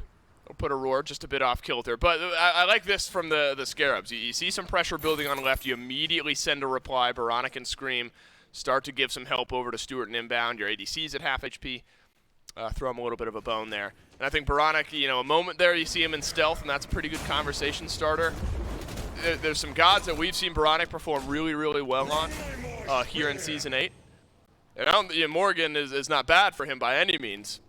I just don't know how it's going to look here in Game 2. Yeah, it does not scream Baronic style to me, does it? I mean, when I think of Baronic, it's the Yanis. I think of these long-range Scylla mages, last game. Scylla, things along those Yep. lines. But now this is a very specialized play style that he's going to have to show us that he's capable of performing on inside of this, the Morrigan. I mean, he's acting as an assassin inside of the backline. He's got good targets, to be sure. If he can close gap on a Cyclone spin and try and get onto him, but while his beads are down, there's one-shot potential there. I mean, the transformation paths are pretty great. They highlighted on the desk. Being able to just turn into an Odin and have one for your team as well is going to feel pretty good. Or even a Yamoja could be pretty huge for the squad as inbound. Tries to step forward and isolate somebody. Riptide no good this time around. So instead, Paul going to walk out for free. Solar Scarabs, as of right now, and similar to the pace of game one, are just kind of waiting it out a little bit, waiting for their scaling gods to start hitting a point where they can feel confident in taking a fight. I'm trying to think, if Scream was Gilgamesh, and you had Baronic on the Morrigan, and you got an Odin Cage, a Gilgamesh Ring, and an inbound River's Rebuke in those team fights. That's maybe the most walled off you could be in any one fight. I mean, if you're trying to build like a wall composition. You could always build more walls. Kabrakan, Ymir, Thor. Yeah, but I'm thinking of like big circle walls. Yeah, circle walls, right. Yeah, that's it. You got it. Actually, if you had an Odin on your team, you could have double Odin walls. He's in We're trouble. getting theory crafting here. There's an ultimate, and it's connected onto Aurora. There's a Riptide right on the other end, but Aurora will walk on out. And look at that pressure. It's Aurora and Cyclone Spin just walking up. They force the ultimate out of Stewart. And Purple Buff ends up getting invaded as Paul and Layers make their way to left. Now Baronic spotted out, transforms into the Odin, will avoid the tether stun, but sends the stun right back towards Layers. A lot of damage connecting. Layers jumps on out as the Odin cage ends up going, or as A cage ends up going down. Stewart takes a lot of damage underneath the tier 1 tower, but there's not enough to end up getting the kill. Fireworks happening on left. Scream, maybe a chance to answer a kill here for the Solar Scarabs. There is a Scarabs Blessing, a great Riptide from inbound, piercing Moonlight. Is it in time? Oh! The Scarabs Blessing times out, and Scream gets the kill. That was great play from inbound yet again, and he finds the pull. Cyclone Spin in some trouble. Stun's no good. Connects on the Layers. Layers gets stunned underneath the tier 1 tower. These Riptides from inbound have just created so much chaos. Nearly does again.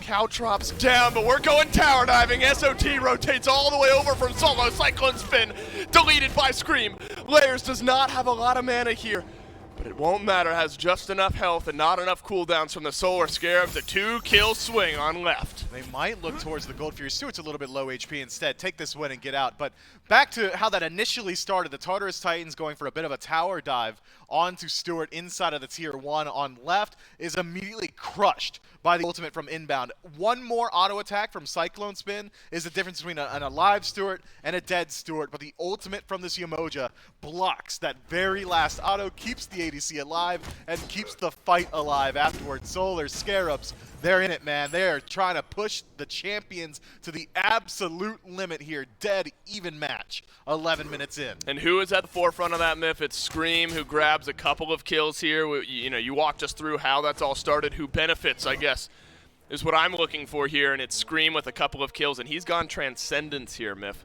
Jotun's Wrath to start things off, and then Transcendence afterwards. Going to need a little bit of time to stack up, but a big power spike once it does. Yeah, Scream, by the way, started this game with about a 1.5 level deficit as he falls down to first blood. Now finds himself 1 level in the lead and going for a bit of a slower item as the Tartarus Titans pull out the Pyromancer. Nobody from the Solar Scarabs in range to defend this one, so that's going to go their way handily. Transcendence, as you highlighted, it's going to take a little bit, but once it is stacked up, large infusion of power, decent CDR, you'll never be worried about mana because you have both Jotuns and Transcendence. I like this build, but it is pretty slow. You're sacrificing the opportunity to go towards some of those more bruiser-style items. Instead, Scream's saying, I'm looking to do damage, and that's all I'm looking to do. Yep, Solar Scarabs here to play. Scream absolutely as well. Cyclone Spin now 1 level down to Stewart.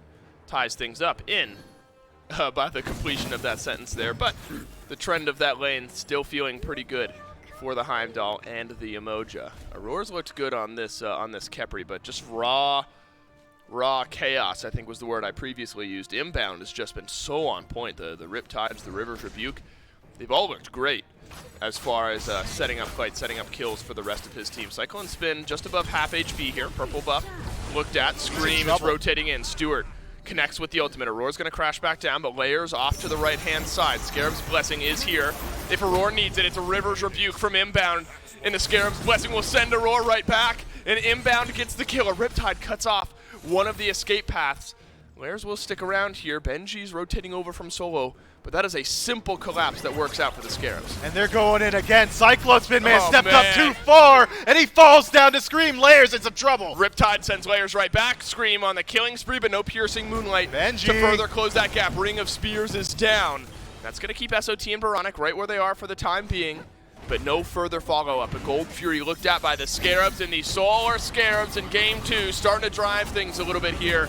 This Fury will go down quietly. Another kill on the Cyclone Spin, and the Scarabs find themselves just shy of 1,000 gold in the lead. This is the largest separation we've seen so far, and it's not a lot, is it? It's about dead even in the experience. The only real deficit is inside of the solo lane. SOT just now ticking over to 14. Benji has been sitting happily at 15, but that's because Benji has not been matching the rotations of SOT. That's about the third time we've seen this Terra inside the duo lane on the left-hand side of the map, and the first time we've seen Benji make that trek over. So, as of right now, the Solar Scarabs find themselves ahead in gold, but dead even as far as levels are concerned. That said, though, this is a much different look at the Solar Scarabs. This is not what I expected from them, and they are driving this match. Inbound said easily. I don't think it's been easy just yet, but it's looked 4-1. comfortable. It's looked comfortable, right? Okay. Maybe, are you saying it's been easy for the Scarabs so far? Cruising on easy street right now.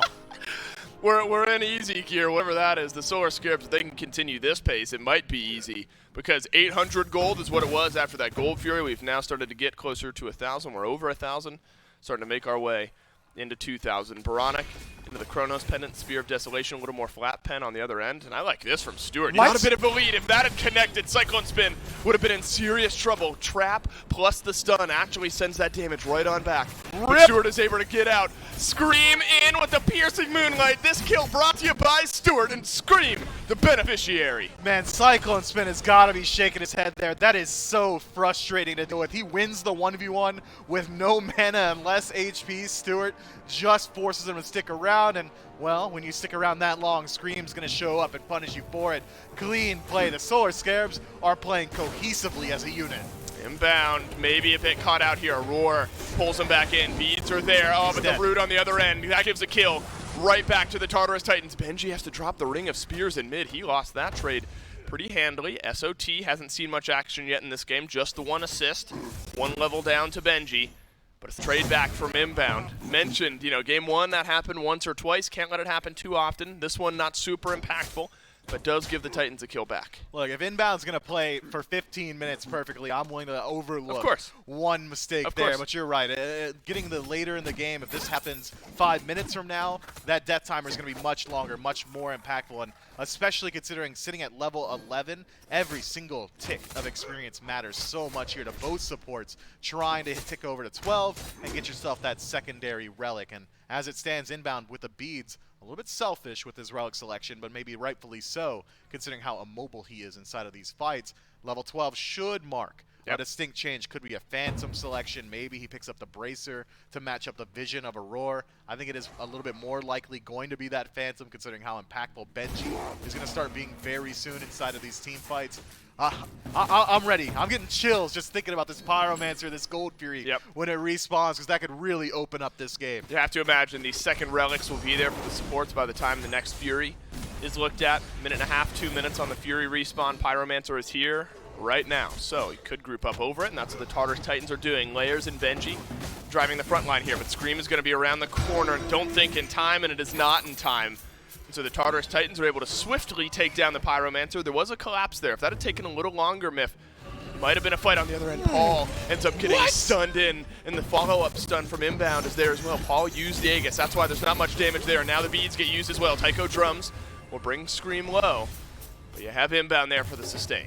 That Aegis timing was ridiculous. My man reacts to just the sound of the Morrigan channeling her one and says, nope, I don't want to play against it. Immediately Aegises and saves his own life. Crazy play, but being forced out nonetheless. Tier 1 tower should go the way of the Scarabs. Yeah, it was a kill as far as defensive pressure goes for the Tartarus Titans. Paul is on the map, but he's back in base.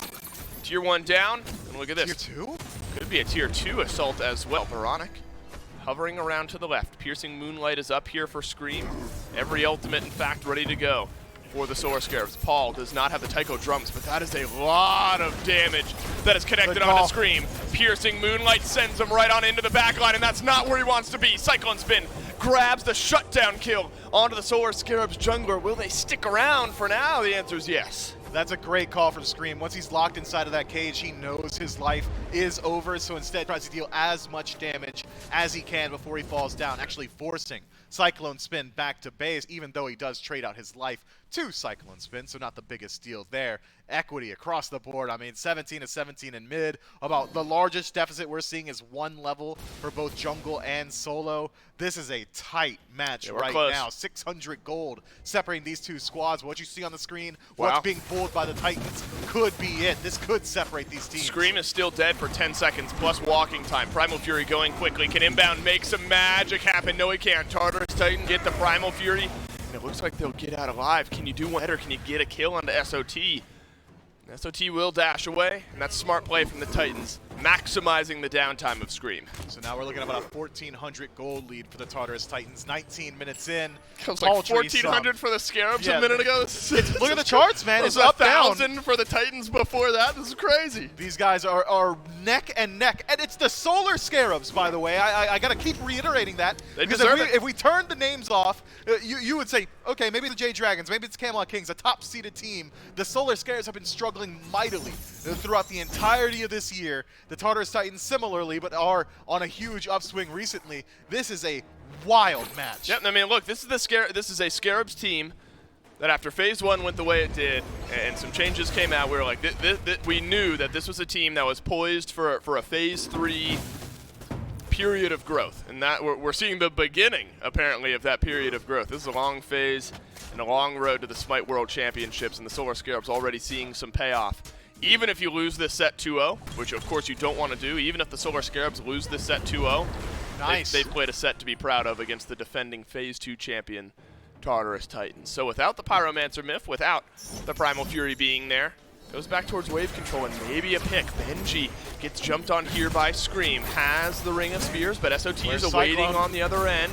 Benji inside of the cage will jump on out. Layers rounds the right side. The Riptide will force Benji off to the side. You're playing without your solo laner and a big ultimate. The Scarabs can push this advantage. Riptide sends Layers back into the jaws of death, but it's Benji who ends up going down. Inbound holds on to the River's Rebuke for the entirety of that engagement, realizing that it is not needed to find the kill onto Benji. 5 members of the Solar Scarabs stacked up on the right-hand side. Finally decides to use that cooldown, does not get any value for it. But where is Cyclone Spin? He is on the left, finally starting to make his slow rotation, his slow-tation over to the Fire Giant. And the Solar Scarabs, well, they've started it. Right, you're thinking this is a 5 versus 4, and then you see that it's 3, and it's because Cyclone Spin puts a little pressure on the tier 2 on the left side of map. Solar Scarabs onto the Fire Giant. Still 25 seconds on the respawn from Benji, but he won't be lonely for long. Aurora might join him in the graveyard. SOT alone with 3 members of the Tartarus Titan. Scarabs blessings onto Aurora's got to be a kill for the Scarabs on the other end, and it's Baronic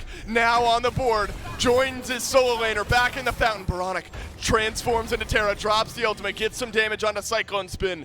And the Solar Scarabs will turn their eyes back to the FG. Cyclone Spin forced to use his beads there. Doesn't want to deal with the transformation into Terra. Now has Baronic to walk back up. Shows himself on the ward momentarily, but it's Layers. Piercing Moonlight, it's back, and it's Scream who goes in. Layers, Lord of the Afterlife on out. Fire Giant is on by the Solar Scarabs. It's just above half HP. Aurora 15 seconds away. Cyclone Spin's been spotted out. It's the Paul special, but it's being done to his teammate. Baronic gets the kill, gets the stun. All the damage onto Cyclone Spin. Benji, a Ring of Spears yet again on to Scream, and Benji's doing a lot of damage here. Paul is low as well, has to use the Aegis. Thunder Crash on out, but Baronic wants the chase. Layers won't give him the opportunity. There's a stun on the other end, but Baronic's got no mana. Aegis is forced out here, doesn't have the beads available, but does not need it. Fire Giant does eventually get reset, was dropped down to about 50%, but Stewart, you're alone, rides the Bifrost out by the skin of his teeth, maintains his life. And now the Tartarus Titans, with a positioning advantage, are going to go ahead and pick up the Pyromancer. Solar Scarabs,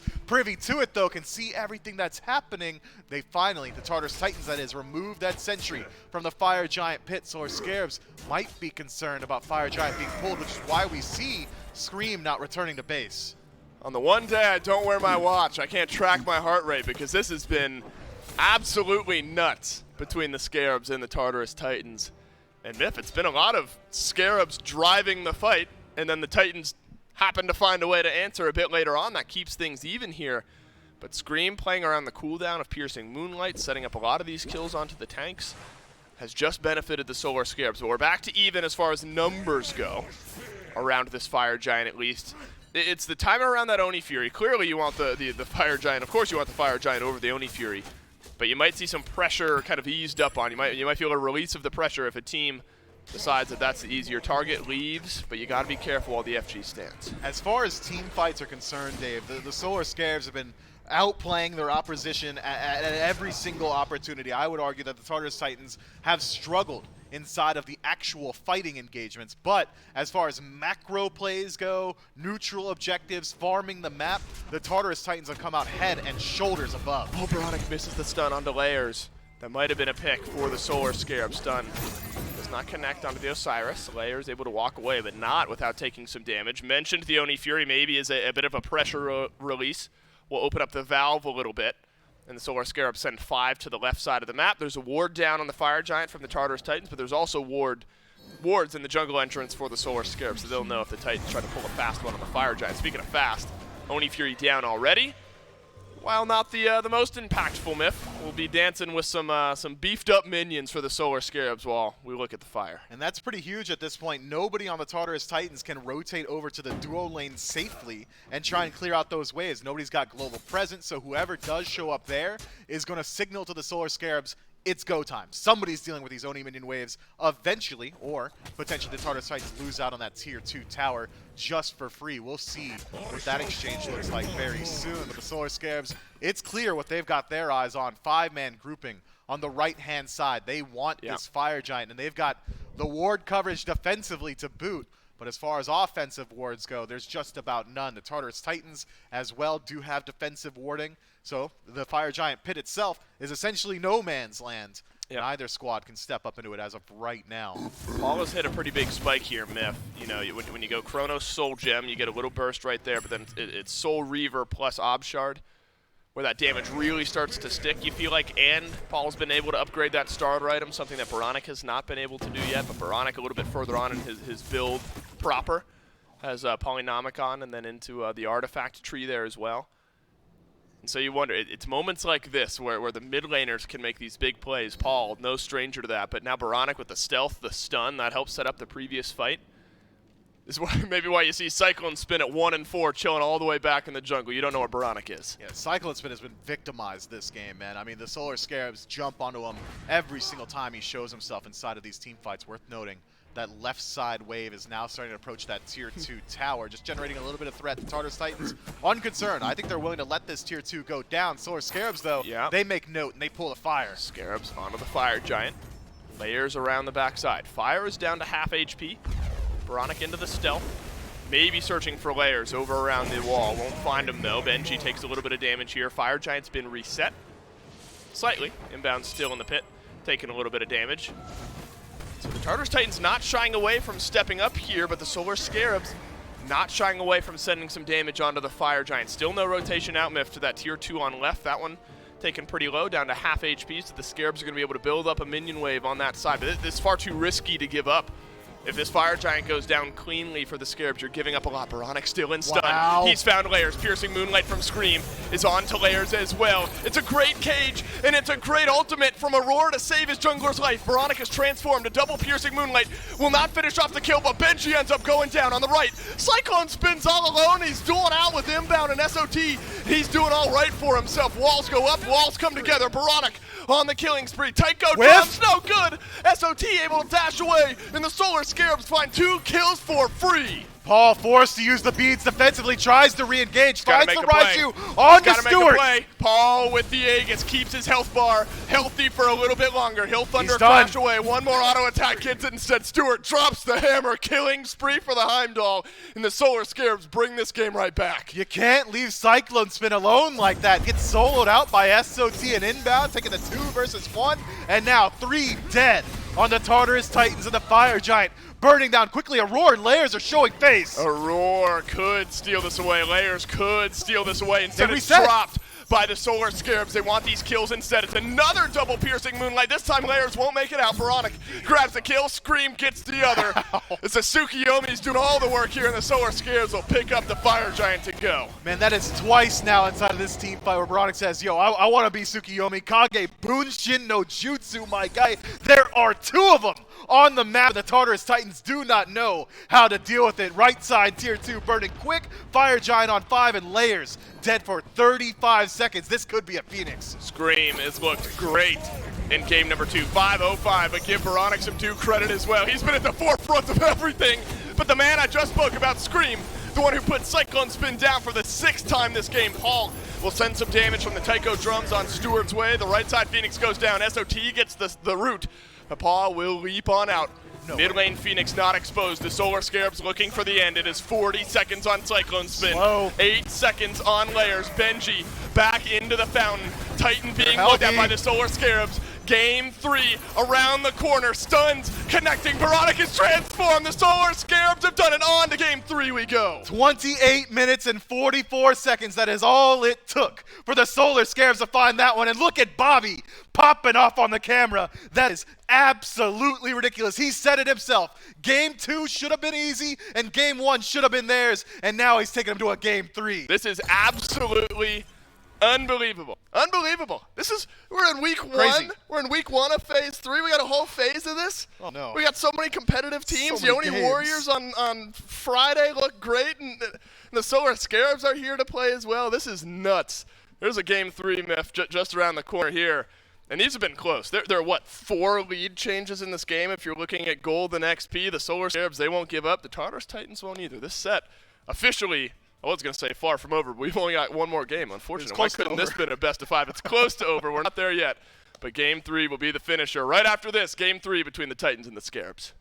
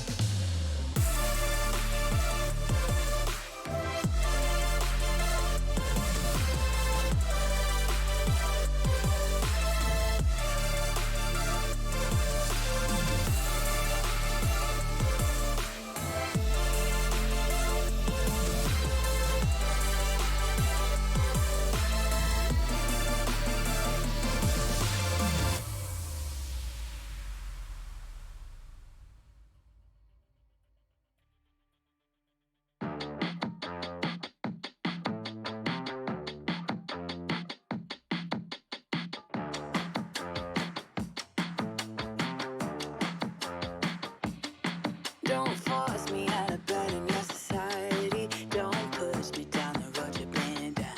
Don't try to fix my head, it's just your anxiety. Don't hush me now, cause I just wanna shout.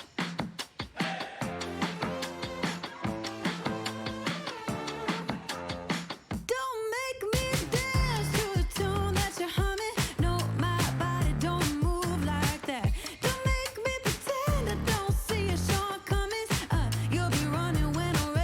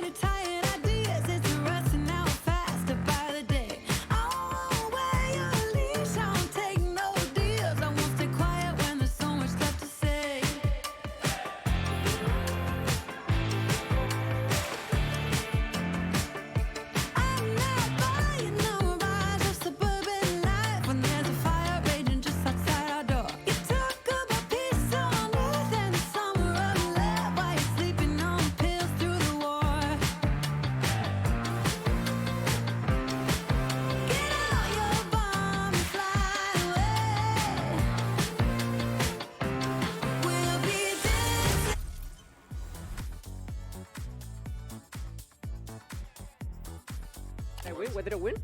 You win the respect. You're telling me an alien wore this? Perfect. Okay. Okay, that was a good cut. Messaging him to mute. The best graphics you really need, ultra, of course, and I can probably watch a stream on the side. Content's gonna look good. Pretty good, pretty good. And welcome back to the SMITE Pro League here on the desk, setting up for game number 3 between the Tartarus Titans and the Solar Scarabs. But you saw highlighted by that video, what happens here on the Battleground isn't the only thing that goes on in the SMITE Pro scene. You can go to youtube.com/SMITE Pro to get a look at all the behind-the-scenes stuff that happens, whether it be interviews with the players, fun trivia that goes between them, or even catch up on some of the things that you may miss when we have the pro players here in studio, whether it be some of the 1v1s, interviews between them, team check-in, all kinds of things available. Even trivia is another option available to them. So one more time at youtube.com/SmitePro to check all the behind-the-scenes action for the SPL. We're not going to talk about behind the scenes anymore. We're going to talk about what's happening right now on the Battleground Gore. And the Solar Scarabs, after having, we'll put it lightly, a struggling Phase 2, bring the Titans, who have been hot since the Phase 2 playoffs, they put them to a Game 3. Yeah, and I have to give him credit. Inbound's a man of his word. He really he says we're going to did. Game 3, and we went to Game 3. I can't think of a more accurate tweet that we've gotten from players. And opting into, what was it? This is a while ago, but Panda Cat had said, like, cowards don't trash talk after the set, do it before the set. I think during the set is just I think as it's a good whole nother there. step up. And and honestly, not even trash talk, just saying, hey, we should have won that game, and we're going to win the next one. They do a great job of doing it. A couple of moments where you get, I want to say, just some of the best riptides that we've gotten to see, at least so far this phase. Really, really good plays from Inbound. Great ults as well to keep them locked in. And I have to give a lot of shout-outs to Scream, because there were several times where his ult was like perfectly timed, so just after the Scarab's blessing, he'd be able to find the kill. He got into the back line relatively easily and was always finding high priority targets. It really made it so the Scarabs were able to stand above and beyond. I think gone are the days of talking about this lower win rate Umoja. We're in Phase 3. We've only seen 2 games from it. It's sitting at a 50-50 win-loss rate. I think it's starting to start talking about the new and improved Bobby Umoja coming out here in game number 2. 1, 2, and 9 for the Slashline. Stewart with an undying game of his own, 3, 0, and 8. Looking really strong with this Heimdall. And looking at the player damage, though, a lot of that going the way of Scream. 26,500 player damage for the jungler of the Scarabs. Again, he did so much that game, but like you had said, undying for Stewart, undying for Baronic, undying for Sot. You could see that the front line was really getting their job done. The fact that a lot of the deaths fall on the jungler who is playing Tsukiyomi and dives incredibly deep, and your Umoja, like, that's your best case scenario. I think the only other person that you could say would be acceptable in that, like, I want to say frame of reference would then be if Sot was also dying. But the fact that they are able to accomplish so much while giving very little away is remarkable from them. I will give a lot of credit to the Titans, despite the kill disparity being so overwhelmingly in favor of the Scarabs. They had a lot of moments, at least in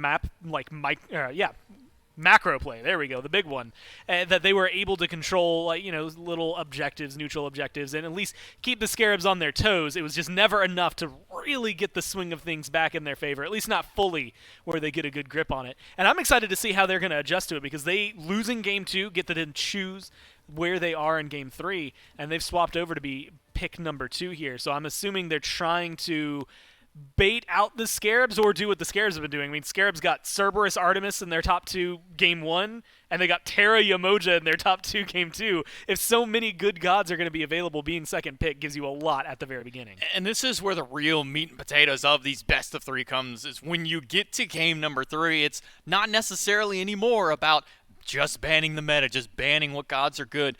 Now you have to start asking yourself, are there specific gods that we need to take away because X or Y player was performing so well on them? Umoja, I think, might even be a talking point here for the Tartarus Titans, because coming up into this phase, a lot of teams were just letting Inbound have Umoja because overall, based on the win rate, it hasn't had the strongest performance. I would say here in phase number 3, in this very first set with those 2 games, this is a god that probably should not end up in Inbound's hands any further. Yeah, I think it's something you have to be worried about here if you are the Titans. And I think they have to start thinking about a lot of it. Like the Terra was very, very prominent. They had banned Fenrir, Cerberus, Erlong Shin have been up there for their top 3 bans. And so it creates a big conversation, but that's actually the answer I was waiting for. The Scarabs, are you going to pick the Khepri or let the Titans have the Khepri? And I actually love this. So with Tiamat, Terra, admittedly some of the very top gods in the game just in general. Khepri seems to be right now depending on the team.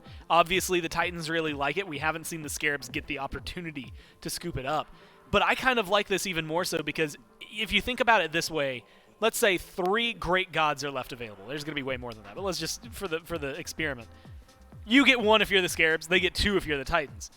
You open up 5, they get 2 if they're the Titans. Yeah, 2 if you're the Scarabs now, or 2 if you're the Titans now, then 3 if you are the Scarabs. So I think they have a lot of power here in the first pick to jump around and let some things through, and then force the Titans to make the awkward decision of what returns to the Scarabs after their initial pick phase. And with these first 5 bans, make that 6, we see a lot of the problems that arose in Game 2 for both of these teams, for all intents and purposes, removed from the map. The Khepri and the Odin taken away by the Solar Scarabs. The Titans take the Emoja, Artio, and Terra, but that leaves open for, I want to say, the first time so far this phase that Hell has made it to be able to be picked, and the Solar Scarabs have a high priority for it. They're going to grab it instantly, but the Cerberus Erlong Shin goes the way of the Titans. Yeah, Hell not doing too well. She's been banned in a whole ton of games, but the only 2 that she's made it through, well, she lost. So she's got a little bit of work to do, I think, here for the Scarabs. And I will say a lot of the ones, looking at the draft, Hell, Cerberus was on the other side. She loses that game when it's the Kings versus Leviathans. Hell, Cerberus was the immediate answer Game 2 as well, that set. And so that does bode well for the Titans here. Cerberus is great at keeping her under control, but the bad side, or downside is, I should say, is that you look at the King set, Hell gets locked in, well, that's going to Variety. You know it's going to be solo lane. Cerberus is the direct lane matchup.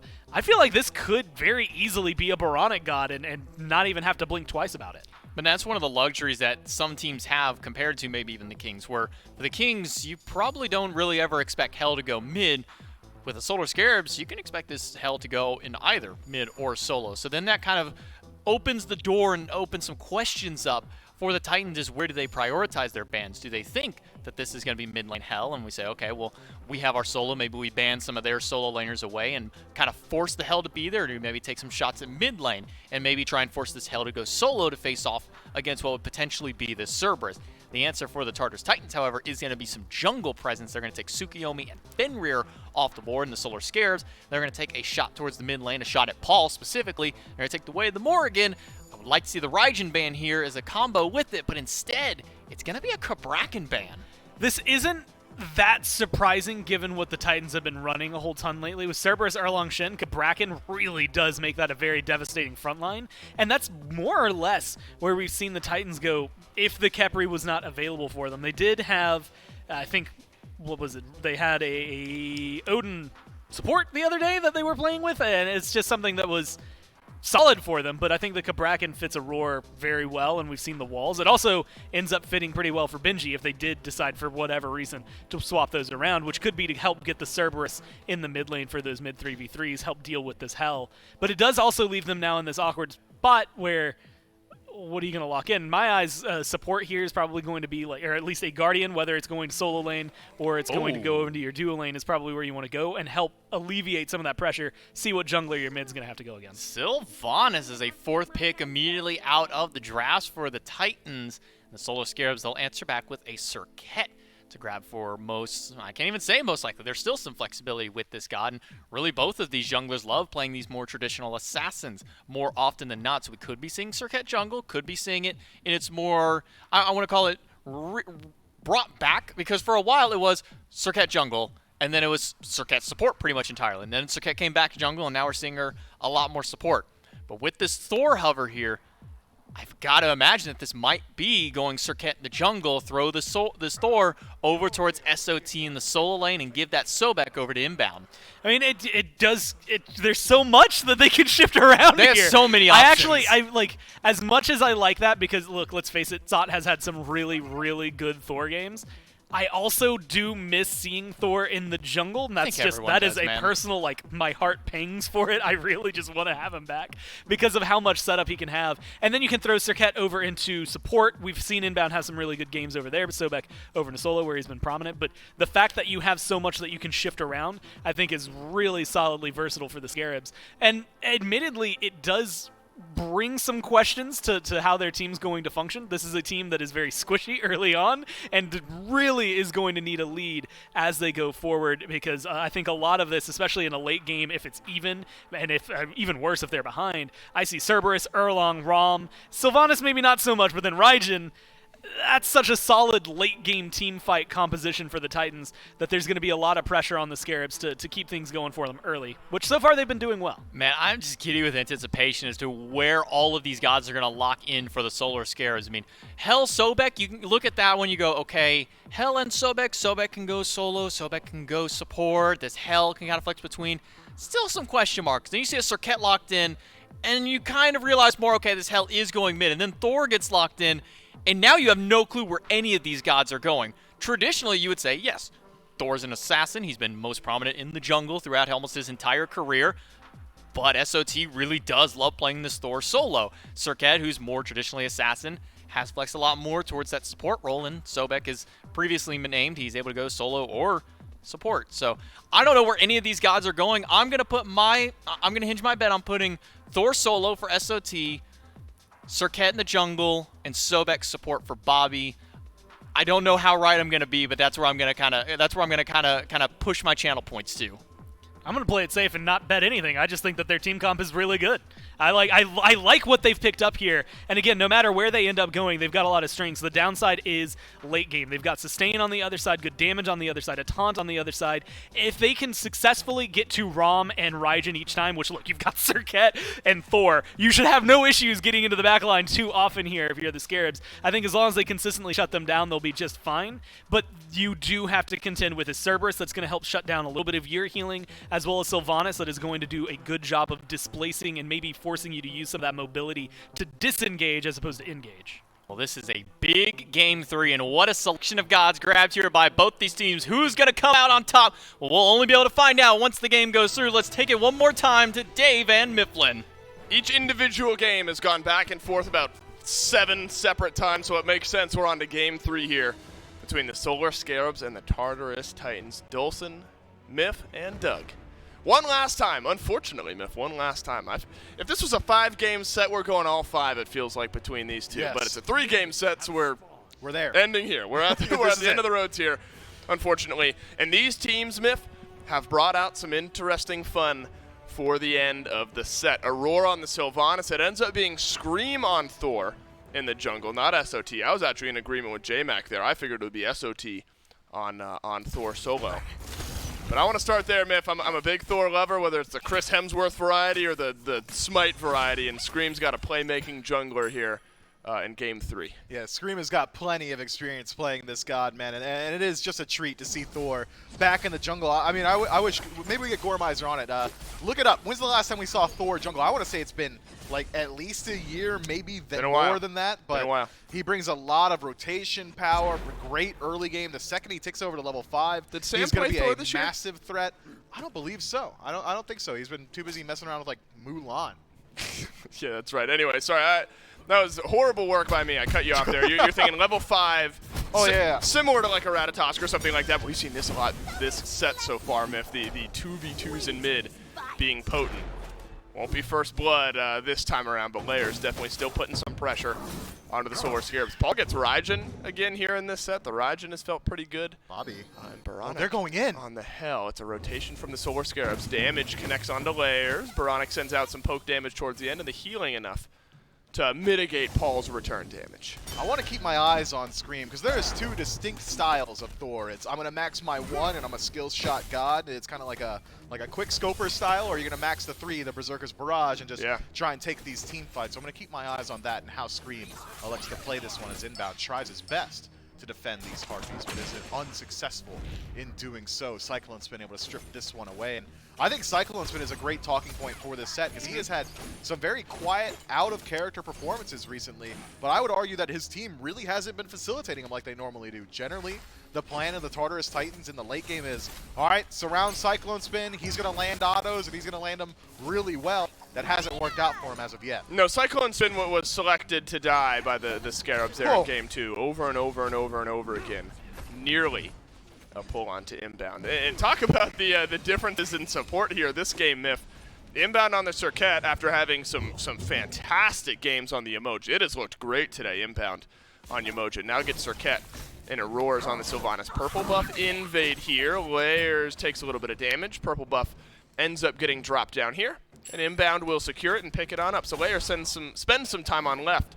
Doesn't even end up securing the buff, but it's an engage now from inbound. Scream rotating over. He's got wall. From the mid lane, he's got the wall, he's got the stun, he's got the re-engage. Taunt is in, Scream, Wow. First blood, Solar Scarabs. Strike paid out early. Cyclone Spin and Aurora now on the defensive. Scream, though, still here and healthy. Going to get that wall up very shortly. Aurora, if he is isolated by the wall, could fall down, but instead Scream says, look, I'm happy with first blood. I shut down Layers and finally pays one back, so instead just going to go ahead and strip away that buff yet again. Inbound successful in defending his own purple. Scream successful in stealing away the enemy purple, and that is a nice swing for the Solar Scarabs. See a slight smile on Coach Slaney's face there in the background of Scream's Just player like he drew it cam. up. That's right, just like he drew it up. Look, and we talked about it in game 2. It feels like the early pressure, I mean, it's kind of a non-statement because it's the jungler, and that's usually where a lot of early pressure builds out of, but the Solar Scarabs team, they've gotten lucky with Scream out of the jungle. Engage from Stewart. He ticks over to level 5. Aurora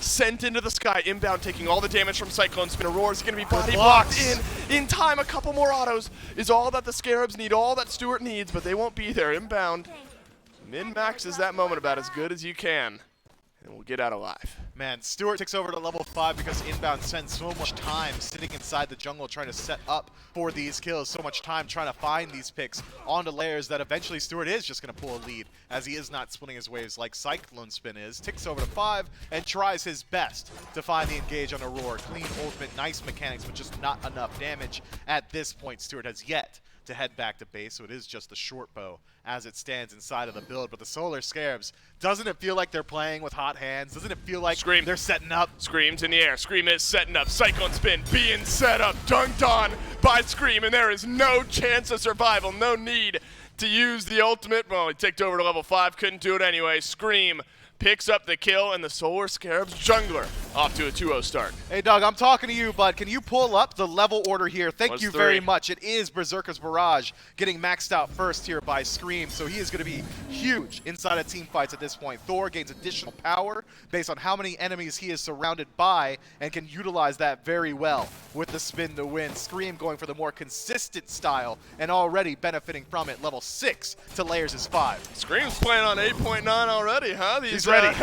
These assassin-y junglers have been looking all right today, Layers in game 1. And then Scream on the Tsukiyomi, and now over on the Thor. So off to a 2 lead. The Tartarus Titans not far behind, but they are behind. That's beads. To say the least. Paul has to use the beads over here in mid. Inbound, able to get those off of the mid laner. And hey, you got Scream on Thor in the jungle. If that stun connects, you're maybe looking at one dead Paul. He'll shake off the pressure just a little bit. I think he jumped Before, in real life. Did you see that? Yeah, right. I saw the shimmy. It might have ended up being a jump, but Scream 3/4 of the way back to that ultimate. Now it's a great target in the Raijin to look towards. Man, this style though, that shows me that Paul is playing nervous right there. That beads was nervous beads. That was straight up fear stricken into Hell his yeah. heart. I'd be scared too. There's no threat from inbound though. No one was in range to follow up. He had vision on Baronic all the way across the lane, but Paul pops the beads anyway, and now for 2 minutes is going to have to play very, very safe inside of this lane. And I'm sure Paul's getting flashbacks to some of those sets he's played against Wrong Q. If inbound just sets up in mid, it's going to be very hard for this Raijin to farm. Scream is slightly low on mana, but has enough to take the hammer over the wall. Gets Annoying. his back canceled out by Layers, being a little annoying, and Layers will take away some of the back camp. So small advantage now to Layers, who was able to take away just a little bit of farm. Scream had to go back anyway, spend up some of that gold. And you remember Scream, I think, went Transcendence on Tsukiyomi second. Looks like that might be an option here. Again, in game number 3. Tycho drums out from Paul. That'll deal a little bit of damage to Inbound, but Inbound has gone back in. Sent Paul right to the back, and it's because Scream is dunking on in. Aurora gets some tick damage onto Inbound, and that'll answer back a kill for the Tartarus Titans. Scream hits the stun onto Paul, but Paul is able to shrug it off. Taunted back in by Layers, and the answer is swift from the Titans. You gotta come correct. The Tartarus Titans making it hard for missed. Stewart. Misses the ultimate, but should be able to walk out of this one, but it's gonna cost him his beads this time around.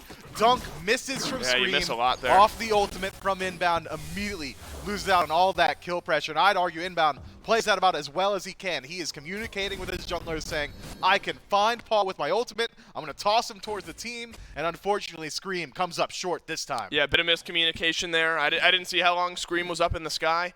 Maybe there's an opportunity to hesitate just a moment further, see, because it looked like Inbound sent him one direction and Scream dunked on what would have been the other side, and so, you know, maybe a chance to hesitate just a moment. But we're speaking in specifics here. Not a great fight for the Solar Scarabs, and fantastic for the Titans to even up the score here. Where do those kills land? One onto Layers, a kill and an assist for Aurora, and so somewhat spread out there, but getting the Sylvanas a bit ahead of Inbound is never going to be a bad thing. Yeah, Sylvanas benefiting from a little bit of additional power here thanks to that Lotus Crown, as well as affording his team a lot more defense once they've got those wisps on them. If you benefit from healing from this Sylvanas, you are going to gain additional protections, whereas Inbound has gone for a little bit of a slower build. Gauntlet of Thieves inside of that first slot, going to need to get that stacked up before he's getting any sort of merits from this build. Yep. Aurora, I think, should be playing very aggressively right now. Already has a 1-level lead over Inbound, has some power inside of the build, ultimate available. Time to get in there. Inbound looked at by Layers here, who does have the 9 turns blessing.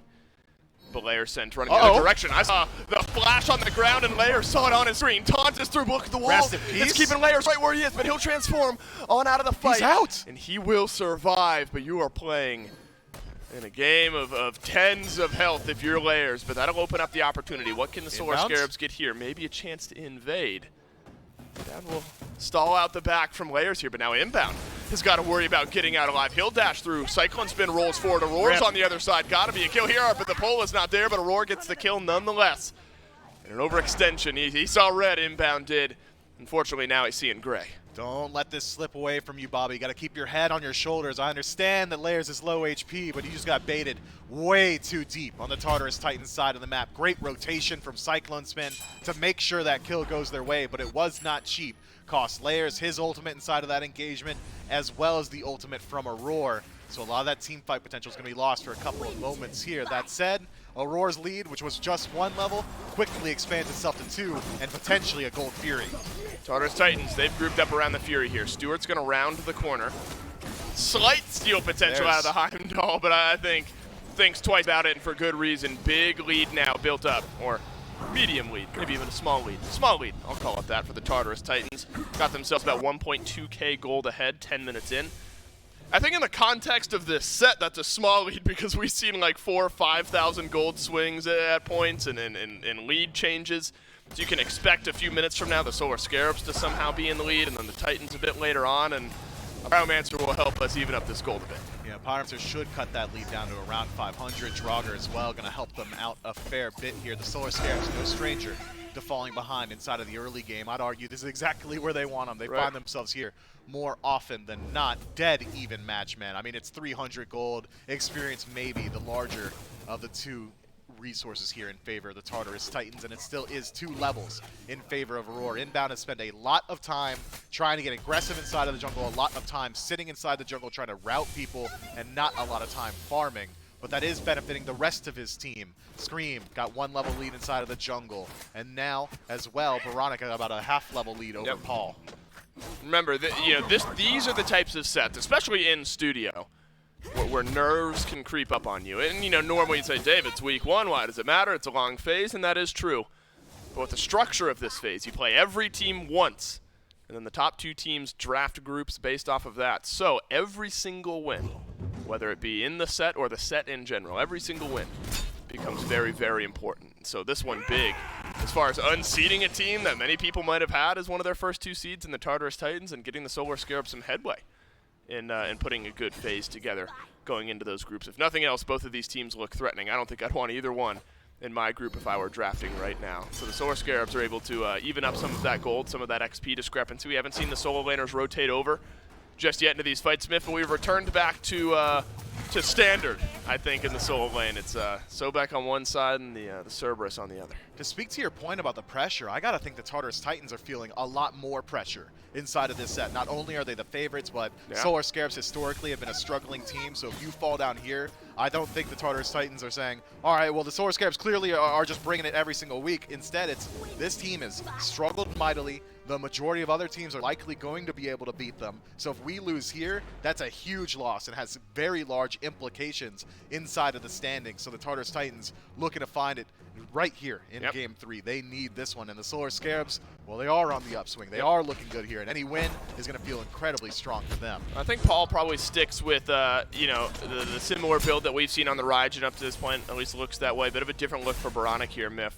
Rada Tahuti, so you're getting some power on early, and maybe getting that big spike early opens up the door to a little bit of defense. You're not feeling quite as bad about going defense second. Maybe some sustainability in these fights helps them out.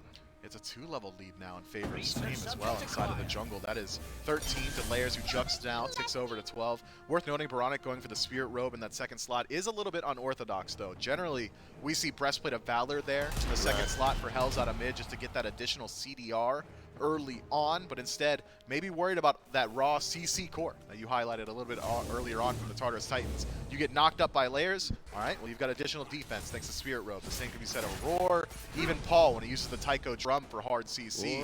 I think that's a very smart adaptation from Baronic out of mid. That's what Benji wants to do a lot of too, applying CC. And so Baronic rather, who's had a good set so far. Great You know, set. if you're going to beat the Titans, you've got to be able to put up similar numbers to what Paul's going to do, and that's difficult to do, but Baronic has stood up to the task so far this set. Inbound between a few members of the Tartarus Titans here, is able to scurry his way out of that one as Layers had headed on over towards left. Bit of a slowdown, though, in this game, Miff, and it's kind of what we saw earlier in game number 2, and even in game number 1 a little bit. Specifically around the Ratatoskr is what I think about in game 1, where Layers got off to a great start. That semi-global pressure slowed down a little bit as we went into the mid-game. And Scream following a similar path there, where we've gotten some early kills on the board. We've reached that mid-game. We slow down a bit. Cyclone Spin beneath his tier 1 tower. Stewart goes on in with the ultimate, snipes down, but the Bifrost out. Cyclone Spin plays that pretty well. Gets a lot of damage onto inbound, a lot of damage onto Stewart. And everyone will survive on left. Cycle and Spin forced to use the beads and the ultimate. Stewart's Bifrost has got to be on cooldown for about 80 seconds maybe as he waits for that one. So he has got no safety. And take a peek at Layers. He's trying to move in. Layers trying to engage, and he'll do you one better. He will engage. 9 turns Blessing will be beads down, but it won't matter. Layers grabs the kill, and Stewart now down for the first time this game. And that's so important. It gives Cyclone Spin a little breathing room. Stewart dead for 35 seconds. Cyclone Spin as we stand now 1 level behind. And so that gap closes up a bit. Yeah, 1 level behind, but not for long. But Cyclone Spin as well did not have that second relic available to him. Had it spent a long time out on the battleground. Buys an entire Rage and his Aegis, so now has at least 1 defensive relic. Scream, hello, what are we looking for here? No world. Right? Yeah, you wouldn't think. Do it. Yeah, I'm heading on back to the green buff that hadn't even spawned up yet. Maybe if somebody's overextended, but nobody from the Tartarus Titans was, and so Oni Fury looked at. Inbound, are you considering a steal here? You don't have Blink. It's going to take something serious to get this one away, but it won't be a roll of the dice for Inbound. The Tartarus Titans able to get another Fury here in this game, slowly building that lead back up. This is a much different look at the Scarabs. The Scarabs of old show up. Inbound walks in there and just tries anyway, but this time says, look, it's a long shot. It's not worth it. I can't, there's no way I'm stealing it, and instead lets it go. Generally, the Solar Scarabs have been one of the more fighty teams inside of the league. Would have showed up regardless of the positioning, but maybe good communication from Scream saying, look guys, I used the ultimate a little bit too soon. There's no way I can engage here. Let's go ahead and let them have it. And despite all of it, this game is still incredibly close at this point. 1,400 gold separating these two squads. That's a paltry sum. 16 minutes in the game, but the Solar Scarabs gonna have to do something to slow down this bleed. Pyromancer as well. This starts to add up. Well, that was the answer last time. The answer last time was Pyromancer to answer back some of the gold that the Titans got thanks to the Fury, and now the Titans get both. So it's a bigger spike. This time it's another 9 turns Blessing from Layers. Taiko drums just a bit far away. Layers gets sent back. Scream hovering to left. Does not have the Anvil of Dawn. And so he won't re-engage here. Paul and Layers, no ults. Inbound spends his. Maybe you call that a worthwhile trade if you're the Scarabs. Maybe. Inbound tosses away Layers there. It seemed like Baronic wanted to take that fight, uses the repulse in the dark stance to try and keep that engagement rolling. But nice cleanse from Baronic on this hell does keep Inbound alive inside of this one, and that's good to see. I mean, we don't have very much data on Baronic's hell, but he's clearly has good eyes for it, decent usage of the cleanse to make sure. Didn't have much on Morgan either. Yeah, no, you're right. That looked good. Baronic's just pulling things out of the hat here this weekend, huh? Right, and prior to the tower dive that happened on left, I was, we were talking about it a little bit where if you're going to beat the Titans, you know what you're going to get with Paul. At some point in the game, Paul is going to make a big play, and it is very difficult to shut him down. If you want to beat this team, your mid laner's got to be able to stand up, put up some serious numbers, and Baronic has done so far this set. A little bit of damage finds its way to Aurora. And so, not surprising, Miff. I mean, with the pace of this game, that the Fury's down, the Pyromancer's down, looking for a little bit of poke here. But these are the types of moments. Inbound dashes away. Actually, it's pretty apt to what I was talking about. These are the types of moments where somebody on the Scarab sometimes gets picked, but instead the Scarabs are the ones doing the picking onto Aurora. Scream dunks down onto no one. Off to the side of this fight, Stygian Torment baited out a bit by Benji. SOT taking a lot of damage from the Tycho drums. Layers locked into the wall, but a 9 turns blessing's massive. SOT has the detonate damage on the other side to give the Scarabs a kill. And now they're healing back up, using that sustain from Hell to stick around inside of this engagement. They're going to keep on moving in. It's a 5 versus 3 in the tier 1. Are we diving? Paul probably doesn't want to fight this one. SOT taking a little bit of damage here as well. Cyclone Spin rotating in from left. Inbound. Could Cyclone Spin hit some snipes here? That would be a long range on this ROM, but definitely possible. Stewart's. Might not need to. Stewart has the Aegis. He'll get out thanks to the Bifrost. Inbound has gone back in underneath the tier 1 tower. He'll dash away as well. Snipes from Cyclone Spin. They hit an Inbound in the dirt. Stewart looking a little bit nervous, steps up too far, trying to finish off that tower, and instead baits his team into a poor position. It's a pluck onto Benji, followed up by the stun from Scream. Solo or Troll has been half health for the last 30 seconds or so. Uses the Thorns here as the tier 1 tower has ended up going down. And it looked like the Scarabs were going to get the tier 1 tower. Instead, the Titans flip the script, get a kill onto Inbound, and a tower of their own. It's all because Stewart just stays a little bit too far forward. Dunk split from Scream finds one, but those are the two Guardians, the tanky boys of the Tartarus Titans. No way Scream sticks around inside of that engagement, but it maybe Cyclone Spin. These teams refuse to not fight. Aegis from Cyclone Spin is out, and everyone's piling on. And it's hard as ROM to get out of that. Tycho drums taunts Scream back in once more.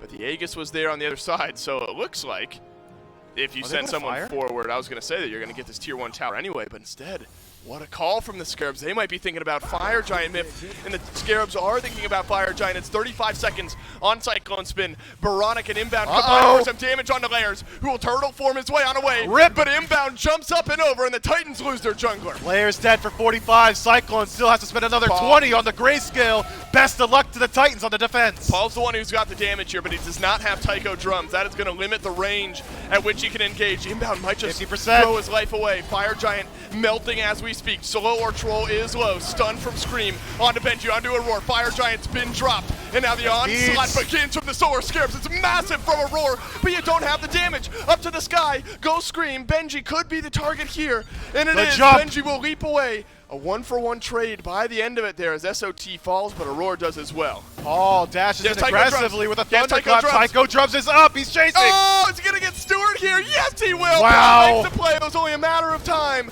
And luckily, he's still going. Thunder crashes in. Some tick damage. Paul! And Paul, don't do it to him, baby. Give him the last auto attack. Get the double. Paul, are you kidding me? Titans fight back. Dave, you willed it into existence. You said Paul, at some point, is going to come up in a big way for his team, and he does it here. That turns around yet again. The Solar Scarabs aggress to the tier 1 tower in mid, get crushed, lose theirs. The Solar Scarabs get aggressive on the Fire Giant, get crushed, and lose it as well. Fire Giant now low. This is a good target for the Tartarus Titans. Inbound is here, but he's been spotted out by Paul. Could be a great kill opportunity, but Paul Thunder crashes right back in. Taunt from Layers seals the fate of Inbound, who will leap away, but they pile on. Benji gets this one, and the Fire Giant saga comes to a close with the Titans getting it on all 5. Inbound goes down, 30 seconds left, and who else but Paul? Who else's name do you want on your team when it matters most. Man, just goes in all on his own, finds the Tycho over the wall, completely blind, by the way, puts Stewart down, and then re-aggresses. Scream steps up to try and find the wall to separate and peel out for Stewart, but too little, too late. Raiju slow, line up the auto, and that's a double kill for the mid laner on the side of the Tartarus Titans. That's a good thing Paul doesn't play Hunter. A couple of those autos a bit short, but the last one hits onto Scream and Myth. You know, it's one thing. We've seen these 1,000 to 2,000 gold leads bounce back and forth, but we're closing in on 6K now for the Tartarus Titans. That is a tall hill to climb, but you're starting to look at some levels here. Scream still has a good lead over layers. Baronic is at level 20. Stewart is even as far as levels go. The big differential is, of course, in support. 3 levels for Aurora and then a couple levels over in solo lane. If you're able to slow down this Fire Giant at all, you're going to be feeling good, but I don't know if Scream and SOT have the damage to kill off Benji. No, certainly not. Instead, they were hoping for somebody a little bit squishier to show up. That's maybe not who we want. Layers. But if Layers steps up here, they're still setting up as if they want to take an engagement on this right-hand side. Bobby's starting to rotate over as well, but instead, it is going to be a reset back to neutral. It is going to be a reset back to this Primal Fury. Inbound finds Layers, but he's got no help. Inbound jumps back in. Well, you got the Oracles thanks to Stewart on left. So, you know, 3 members of the Tartarus Titans, now 2 are on this Fury. Benji gets dunked on, taunted in by inbound. No miscommunication that time, but a Stygian Torment sends SOT right under the tier 1 tower. I'm not sure that's where he wanted his pluck to go. He took a few more tower shots and missed onto Benji. Can the backs get stopped? Inbound has to cancel his back, sends Layers off to the side with his taunt. Stewart is in the fight as well. Bifrost will send him off to the side. Paul with the Tycho drums melts the health bar of SOT, and SOT will be the sacrifice here on right. SOT does fall to the Raiju. Paul picking up another one and notching a third on his belt. Inbound caught out by Aurora here, but the Solar Scarabs, just by showing presence on the right-hand side of the map, have slowed down this Fire Giant power play from the Tartarus Titans. Still, 3 towers standing, and finally, the Tartarus Titans moving up on a tower. Aurora will spread out some healing here. The Solar Scarabs are going to have to get it done underneath their Phoenixes. The Phoenixes are being looked at. Look at this, Baronic and Inbound just now channeling their back. It's a slow answer on the Phoenix defense. You're without SOT for 25 seconds. Maybe there's no chance to defend the Phoenix. If you lose a fight there handily, if you're the Scarabs, you end up losing the game, but is there a chance for a pick onto Benji? The wall sure says yes, but the leap out sure says no. Stewart in a position to do some big damage. Scream, no good on the dunk in. Cyclone Spin, plenty good with the damage onto Inbound. Scream, left alone, double stun, that's great, but what can you get on the other side? Up in the sky is Cyclone Spin. 1, 2 is Aegis out. Scream, the Tycho drums. Paul is putting the team on his back here. The Tartarus Titans storming into the Titan room. Solar Scarabs on the defense, 3 versus 5. No ultimates available to the Titans, but it doesn't matter. You got a front line, you got both your carries. That's what the Solar Scarabs want, but you need a big 50%. play. You need someone to go big. SOT gets the first, but the Titans have got the damage, and they're putting it on to the Titan themselves. Cyclone Spin blocked on out, but it doesn't matter. The kill connects onto Stewart anyway. The Titans still whittling down, and the Titans have got plenty of manpower to get it done. Game number 3 goes to the Titans. In quick 24-minute fashion, the Tartarus Titans win it in a 3rd game situation, but it was not easy. A couple of misplays, it felt like, Dave. There's a couple of missed opportunities, some missed Thor ults in particular stand out. But the Solar Scarabs, I think, can hang their hat on that one. That is a game and a set you should be proud of. Absolutely. This is shades of the Oni Warriors conversation we had earlier in the week, where it's a team who has struggled up against a top team, and they suddenly start to show some win. You know, and if the Oni Warriors and the Scarabs keep playing the way that they are, that this league is better off for. It's so competitive today, or the Solar Scarabs, but the Phase 2 champs, just too consistent by the end of it. Paul's inevitable, right? At some point, he's going to make something happen, and he makes something happen here in Game 3. He's like Thanos. Appreciate you catching on to that one there, Myth. Tartarus Titans take this one in Game 3. We'll take a break, and the desk will be right back.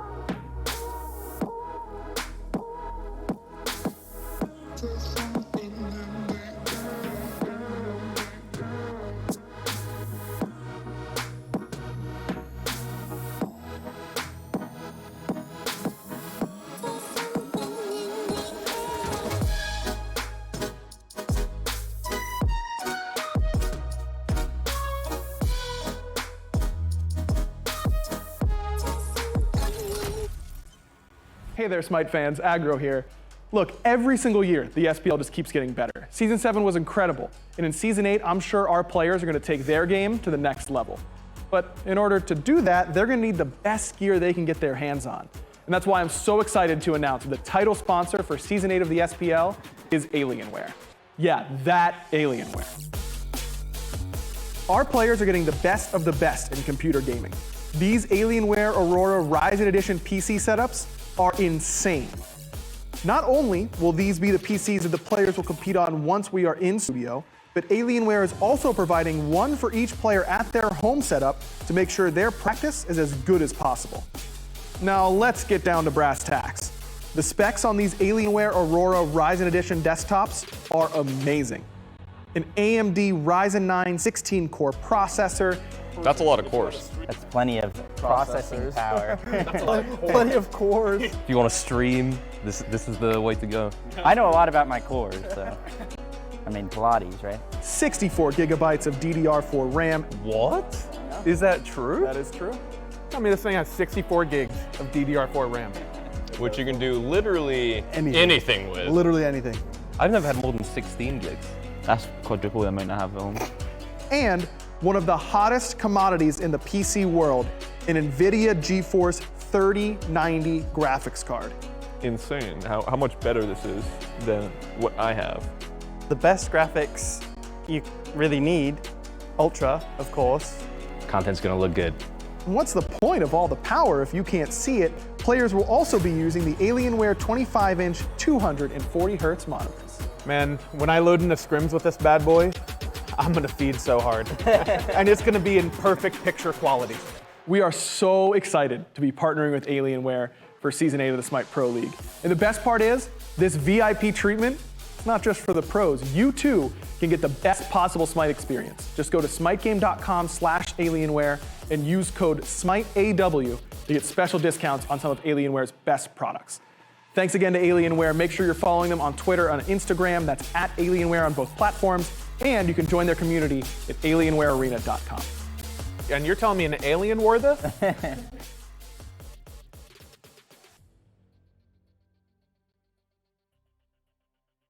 Welcome back one final time for today on the desk for the SMITE Pro League, powered by our title sponsor, Alienware. Big shout out to Alienware for sponsoring Season 8 of the SPL. If you want to get all the information on gear that the pros are playing on here in studio and at home, go to smitegame.com/Alienware and use code SMITEAW to get all kinds of goodies as far as coupons go, as far as discounts, and any kind of information you may want on the Aurora Ryzen 10 desktop, the 25-inch 240 Hz gaming monitor, or anything else that Alienware may be offering. Follow them on their social media at Alienware on Twitter and Instagram, and go to alienwarearena.com to see what else Alienware has to offer out there for the rest of the world. Thank you once more time to our good friends at Alienware for sponsoring Season 8 of the SPL. But the Tartarus Titans able to close it out here in game number 3. Tight-knit race all the way through, even in this third game. And maybe we shouldn't call it the SMITE Pro League here, Gore. It looks a little bit like the SMITE Paul League at the very end of that game. Yeah, there's a lot of moments in that game that are back and forth, but that Fire Giant fight specifically afterward, Paul able to pick up so many kills, a lot of space created for him, and does a remarkable job of chasing people down. I just think this was a fun draft to watch the Titans play as a whole from top to bottom. A really, really solid front line built for them. I mean, we had great performance from Benji on the Cerberus with really good pull and setup coming down from Aurora. I think we've done enough talking about layers on Erlong Shin that it kind of speaks for itself, so I can glance over that and instead look at Paul, who had a lot of really, really insane moments towards the end of this. Because, I mean, even looking at these highlights, when you look at them in these snippets, we're 14 minutes in, everything's still relatively even here. Cyclone had some really solid snipes, even going towards the very, very end there under the Titan room. But I do think it's that fight around the Fire Giant that really helped break the Titans forward, and it went from, I think it was like 6 and 6 to kills, maybe it was 6 to 8, and then just spiraled immediately in their favor. I mean, at this point, I think Aggro was right. I'm going to have to give him a shout here. You know, he said, you know, you can ban the Tiamat, sure. Why not? But then what other poison are you going to let Paul just carry this team with? What other poison are you going to give to this man? Like, you go ahead and pick your own death there. At this point, I think it's just safe to say maybe we just ban Paul from the league itself. That might be the only way to shut down if this you could mid. ban players, that changes the dynamic Wouldn't so you much. sacrifice all 5 of your bans just to tell them they have to play with a sub for 1 player instead? That might be the only way that you can inevitably shut this player down. But Paul, if you look at player damage, it's not even close. 7,000 was the next person in line behind Paul in damage, and that was SOT from the Scarabs. 19,000 player damage on this Raijin. And the fact that nobody else was even in the same ballpark as him, I think, is a testament to the front line of the Tartarus Titans able to keep Paul safe, and a testament to Paul's skill in being able to keep himself safe and apply damage nonstop throughout these fights. I also have to say, they got a little fortunate because there were a lot of times where things might actually shift for the Titans, but you have Scream just off the mark with those Anvil of Dawns, where if you otherwise, you're Paul, you're Cyclone, you're someone on the Titans getting stunned and locked down that isn't happening there, and was a big miss right next to the mid Phoenix, and that helped them really surge forward. And once that ult missed and Scream's now officially out of position, it was a lot easier for the Titans to pick up the pace and just tighten down the win. A huge Game 3 win and a big set for the Tartarus Titans. Let's go ahead and take over to Dulcin, who's standing by with Benji for our post-game interview. That's right, Dulcin and Benji here after a big win. Benji, congrats over the Solar Scarabs. Look, I think admittedly Mifflin and myself been surprised by the Scarabs they're showing today. Did it surprise you how close this set ended up being? Yeah, a little bit. I mean, we've only scrimmed once since the break, sure. So we thought we would be pretty bad, and we were pretty bad. But so it surprised you how good the Scarabs were then? Yeah, maybe? sure. Yeah, we can say that. Well, look, the solo lane meta right now is pretty interesting. Might shift really up next week, right? And that's kind of where I'm getting at. Are you loving the Sobek plus Cerberus every game? I love it. Yeah. You love it? Got it. How about 8.9? Are you predicting any shifts in the solo lane with some changes? Hopefully, but I'm not too optimistic, to be honest. You think Cerberus and Sobek still is the way we go here? Yeah. Fair enough. Well, look, you guys come off a Phase 2 playoff win. Expected some good things this weekend. You have a 2-0 weekend. You play the Kings next, if I'm remembering correctly. So a tough slate of games, admittedly, to start off. You expecting a pretty good matchup against the Kings. I imagine you feel confident pretty much against anyone. Yeah, I think so. I think they've looked pretty rough lately as well. So yeah, it's been very difficult. We're confident versus anyone. I mean, well, you come off a set like this against the Scarabs. What are you and the team going back? What are you working on to get better next week? Literally everything. that was pretty bad from us, not gonna lie. But yeah, we'll looking bad and still getting a win, always a good thing. Yeah, Benji, thanks for chatting with me. I'll let you go celebrate, and we'll go back to the desk to round out the day. That goes through from Benji, and even Cyclone earlier was saying that this is not the dual lane at our peak just yet. This is the dual lane who is still looking to improve. And if this is a Titans team that's still looking to improve but still looking this good, I'm a little worried for some of these team scores as we move closer towards the end of Phase 3. Yeah, I mean, if this you're starting off on a very good hot streak if you're the Titans here, and they're saying they're not playing their best Smite, I'm really anticipating what we start to see in weeks 2 and 3 as time goes forward. Again, these weeks are really heavily implying where you're going to end up. Also, everyone's watching these matchups, right? If you're, going up against the Titans in the top 2, you might now start be thinking, okay, maybe we throw the Scarabs over there, see what they can do in their group stage and change things up. It's been a relatively short weekend, but you couldn't fool me with it. The games have been action-packed nonstop throughout. We started the week with the Jade Dragons and the Valhalla Valkyries, the Bolts and the Warriors on our Friday match. We had Camelot Kings and the Leviathans, Oni Warriors, and the Titans played earlier on, and then the Leviathans Valkyries was today, and now our in-studio matchup has just recently concluded with the Tartarus Titans taking down their opposition of the Solar Scarabs. Looking at the standings, we get a little bit more clear cut here. Now we actually do have a 1st through 8th and not a whole lot of the 1-1, 4-4-4, 5-6. We don't have all of that this time around. It's a very solid 1 through 8 for our first week. Any surprises so far you're seeing in the standings? I'm a little surprised that we had 2 teams, neither splitting and going 1-1, which kind of helps separate, again, from the pack, at least for the top 2. Leviathans and Titans being able to start off with a really good week to them. Otherwise, this week was mostly cut and dry, I think, as far as matchups went. Kings Leviathans was the one I think I was most shaky on, as well as this one. But I think what we're really looking at, and what I saw, the Valkyries looked a lot better this week than they've looked, I'm going to say it, all of the rest of the year combined. I think that we got a lot better performances out of the Warriors and the Scarabs as well. And so I think the league is really starting to tighten up. Well, let's see how the schedule will shake up next week to see where all the competition will be facing off here on the Battleground. On our Friday sets, it's the Camelot Kings and the Solar Scarabs, another big match the Scarabs are going to have immediately out the gate. And then the Olympus Bolts and the Jade Dragons for It's our gonna be a good second one. match Friday. Camelot Kings and Tartarus Titans. That's going to be good. Jade Dragons and Lance Leviathans. That's going to be a good match. We are filled to the brim with great matches for our first 2 days. Even the Olympus Bolts Valkyrie should be fun. Oni Warriors and Solar Scarabs with the revitalized. I mean, we're looking at a solid weekend of Smite here in just week number 2. Yeah, that Warriors Scarabs matchup actually has a lot of my attention focused on it. Maybe it's really hard because, like you said, the first 2 days seem very front-loaded,